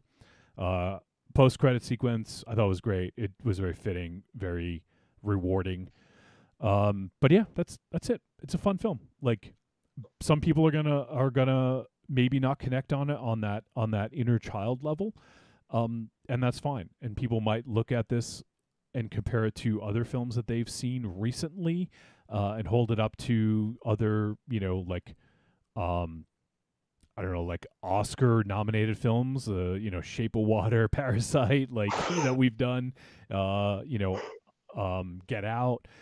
This is not trying to be that. This is supposed to be a fun movie with kids and aliens, and it delivered what I thought it would deliver. So this is a treat for me. All right. Speaking of divisive, I think the movie we're going to do next week is going to be divisive because it's already very divisive online. And we're going to be doing the film Skinamarink. Oh, wow. And this film just hit Shudder today, I believe, or yesterday. And it's a film that it did have a theatrical release, and it is very divisive from what I've seen. And it's written and directed by Kyle Edward Ball. I believe it's a feature film debut, if I'm not mistaken. Yes, he did a music video and a short. This is his first feature. And it just popped up onto Shudder. And from what I understand, I won't say too much, because I think this one's probably better if you go in cold. But I heard that a nice double feature with this would be Antrim, the Curse movie that we watched a couple years ago. So this is on Shudder. Skinamarink, Skinama, RINK. Skinamarink. It's on Shudder. Check it out and give it a watch. And if you guys want to give us your thoughts, feel free to send them podcast@trickortreatradio.com. Next week we'll be talking about it. So, all right, let me see if I missed anything else. Creepy Girl says everyone love each other. Well, I think we love each other. We'll see. Okay, so that is our film discussion, or if you want to call it a discussion, I don't know what else you might call it. Argument, opinion, piece, whatever the fuck. All right, let me load up. We got a couple voice messages, but first, actually, let me do the voice message first because I got to load up the video from Casual Noobs I bought, which typically takes a couple minutes. So let's see. I don't actually know who this is from. It just says Wham. So we got a voice message from Wham. From George Michael? Maybe. Could be. I forget the other guy's name. So. Oh, Andrew Ridgeley. Ridgeley, yep. All right. So I can only assume I know who this is from, but I'm not certain. So let's give it a shot and see what happens. Let's hear from Wham. What's up, Mass? Yep, that's who Y'all know what time it is. Yeah, man. Karaoke night. Let's go. Let's go, Raven Shadow. Come on. Oh, yeah. Get it, Raven Shadow. Get it. Oh, yeah. Somebody told me Boy, everything she wants is everything she sees. I guess I must have loved you. Cause I bet you were perfect girl for me, baby. And now we're 6 months older. And everything you want and everything you see is out of reach, not good enough. Oh my god. I don't know what the hell you want from me. Oh,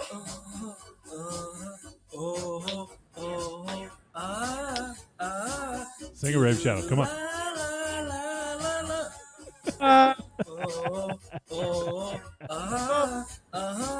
Do do do la la la la la. Somebody tell me, oh, well, what's so hard? Take these broken wings. Oh shit. That is our boy Gene Siskel's balding head. Beautiful. This is still one of my favorite things ever on this show. Take these broken wings. Oh, fucking gets me every Gene time. Siskel's balding head is classic. Yeah, fucking love that dude. Everyone was grooving. MZ was. I saw MZ mouthing lyrics. Yeah, yeah. So I think I MZ. loved Wham back in the day. I think MZ might be the only one who knew all the lyrics. I didn't even realize that was an actual song. Out of reach, not good enough. I don't know what the hell you want from me. Oh, it's pretty good. Thank you. Why does Monster look kind of like Avocado Man? He's wearing like some weird green thing going on, like green snuggie. Who is Avocado Man? I think it's Monster That sounds like a fucking marketing campaign. Right.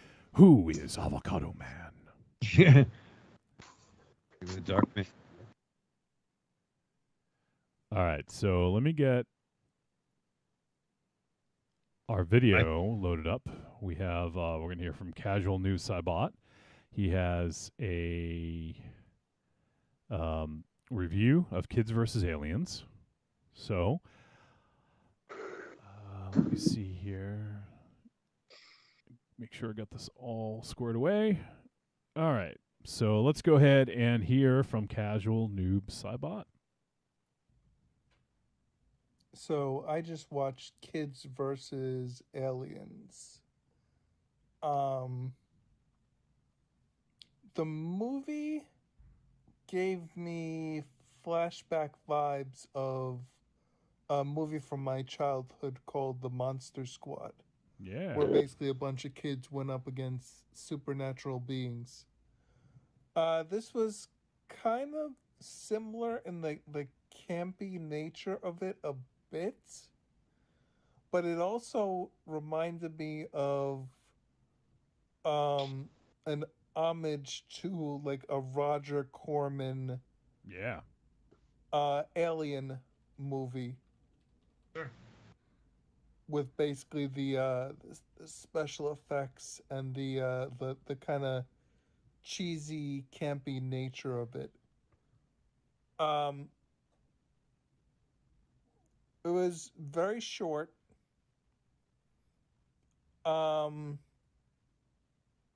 The bad people in the movie were pretty bad.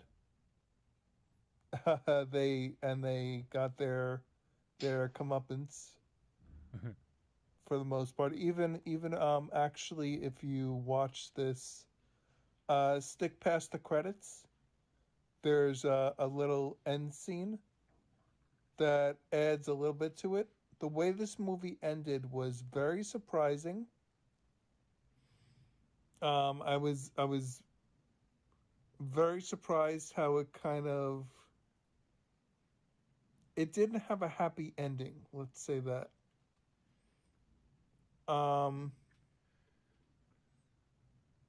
You saw that it basically followed the basic formula of most Hollywood movies where when characters do bad things in the movies, they are visited by bad things in the movies to them. So it's kind of like everyone gets their comeuppance, kind of like. So definitely enjoyed this movie. I would call it a tepid treat. It wasn't great, but it wasn't bad.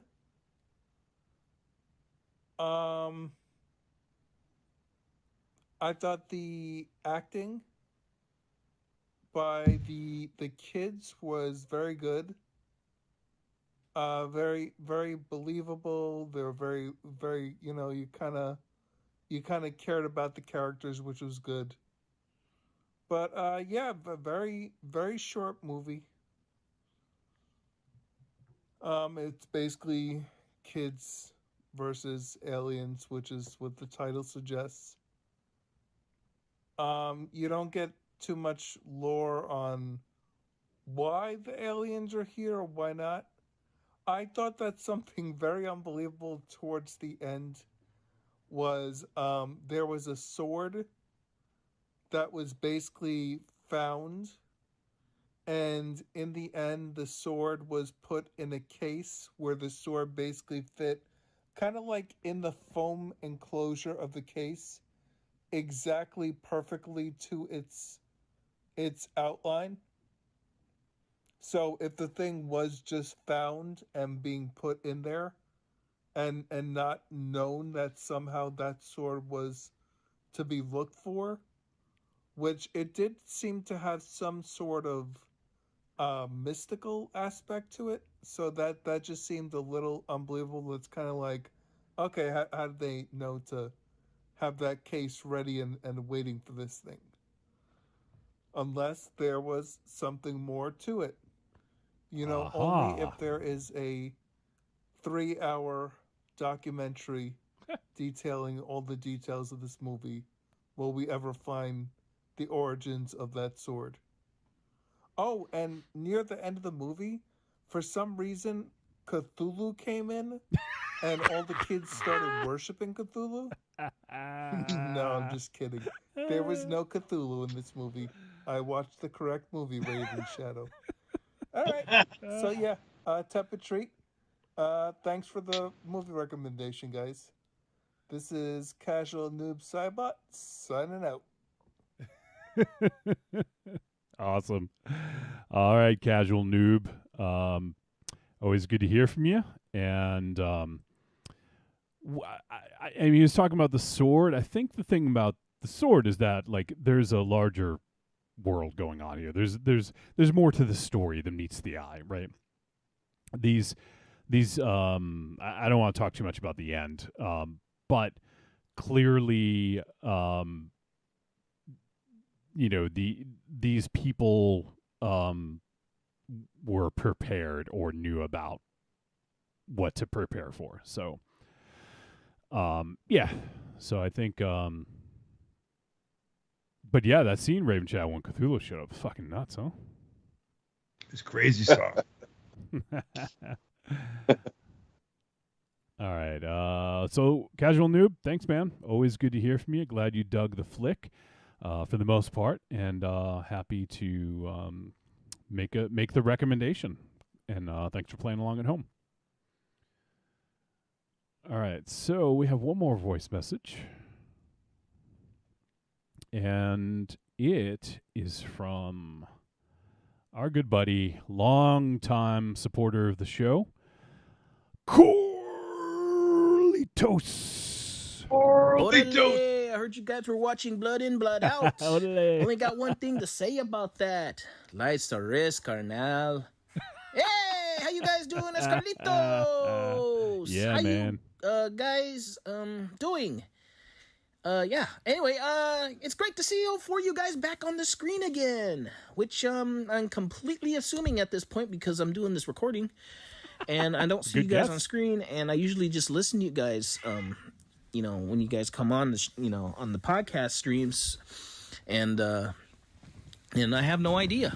So You know, it could be a at this point when you guys are listening to the voicemails, like you guys are probably doing right now, of course. You know, it could be good guess situation where Aries, you know, maybe he got pissed off and walked off the show, you know, because MZ's back. You know, great to have him back, but you Almost. know, they haven't Thanks, been talking, buddy. you know, at least on the show anyway.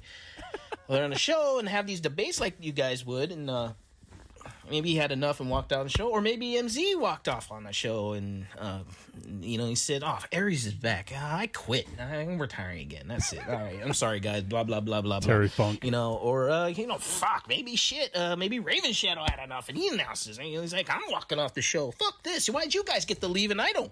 So he, you know, anyway, yeah. Why it's don't I great. get to leave? It's cool that all four of you guys are back because it's kind of a. This week it's kind of a full circle thing because this week I started a new job.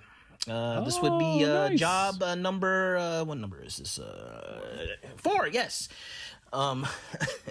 So yeah, but what's cool about this job and do the full circle thing is in the industry I was in when I first started listening to you guys, Trick or Treat Radio, and so it's great. I know it seems like I can't hold a job, but that's not true.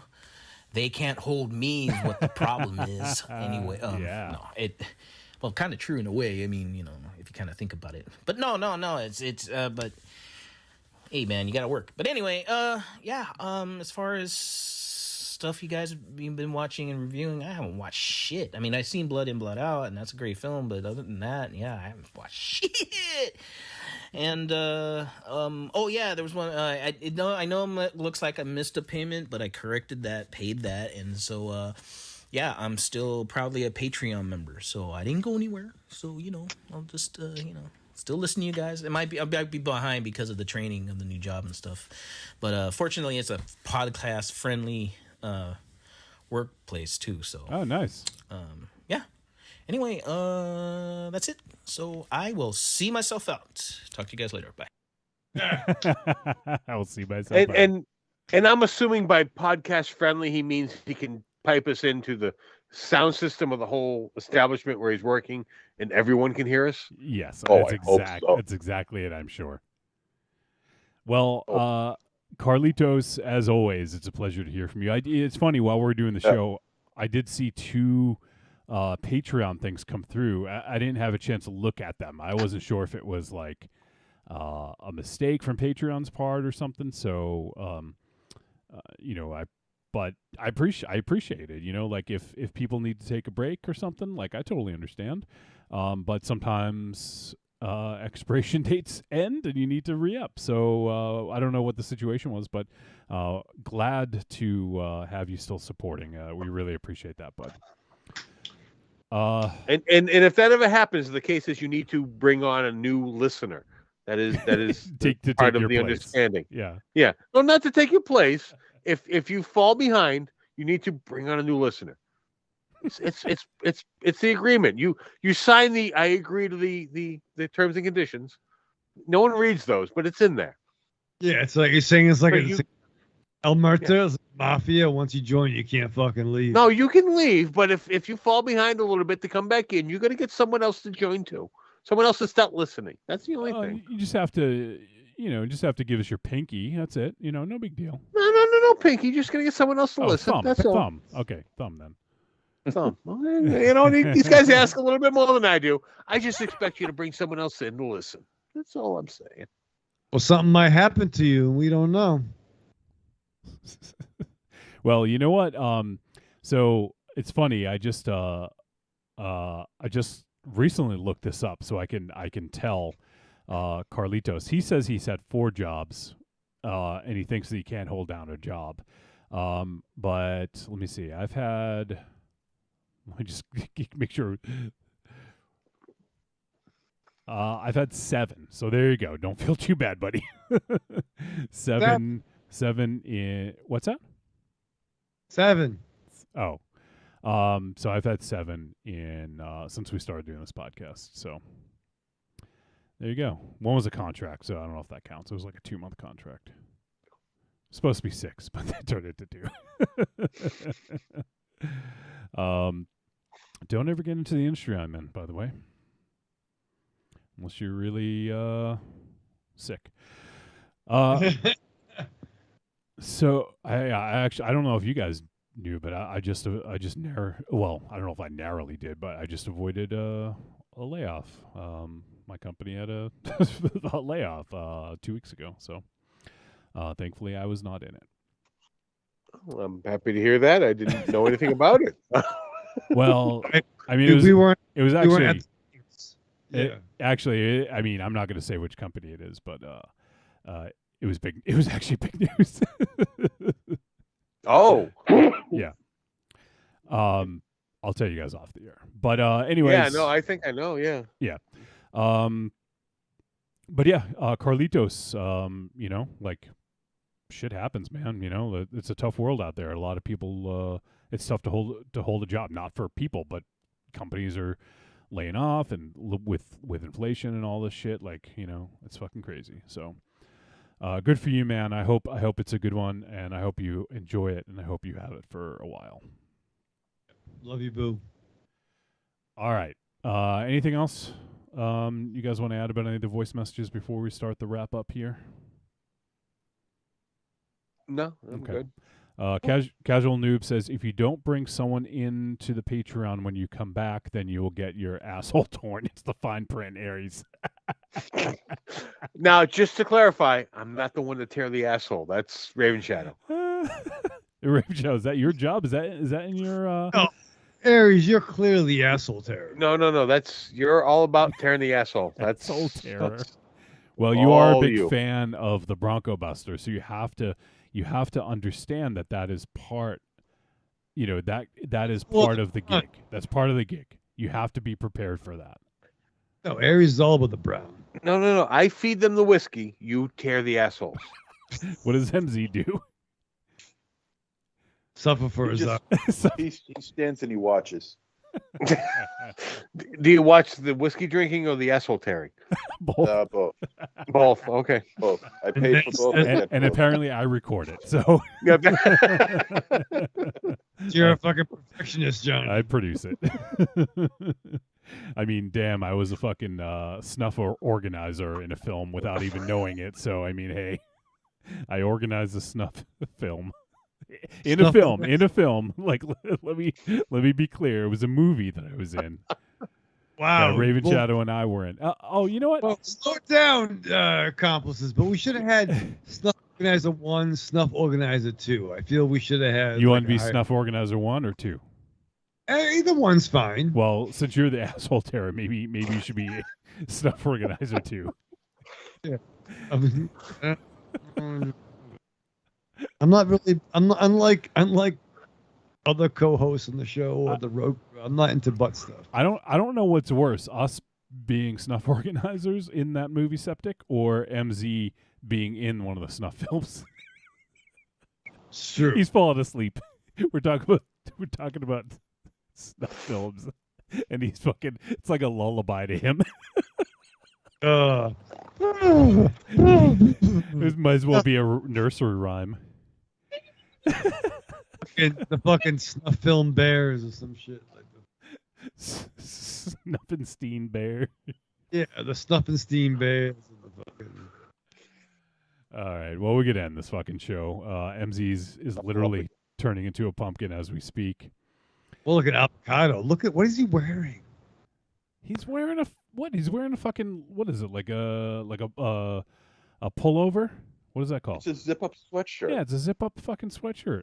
What's the big deal? It's like a big green fleece. So it looks gray to me. Yeah, it looks comfortable. Looks comfortable.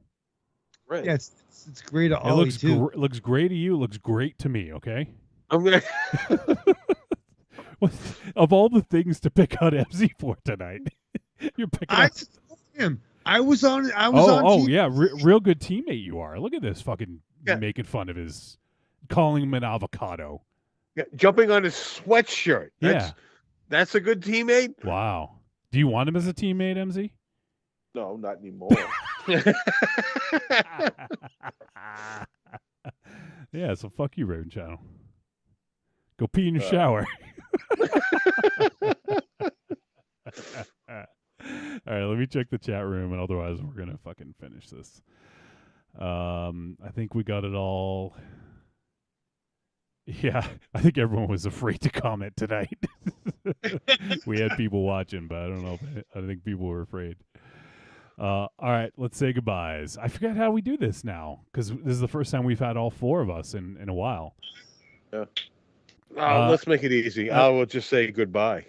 All right. Well, I was going to go with MZ, but okay. All right, MZ. Arrivederci, douchebags. Raven Shadow. All right, live fast, love hard, survive with your mask on.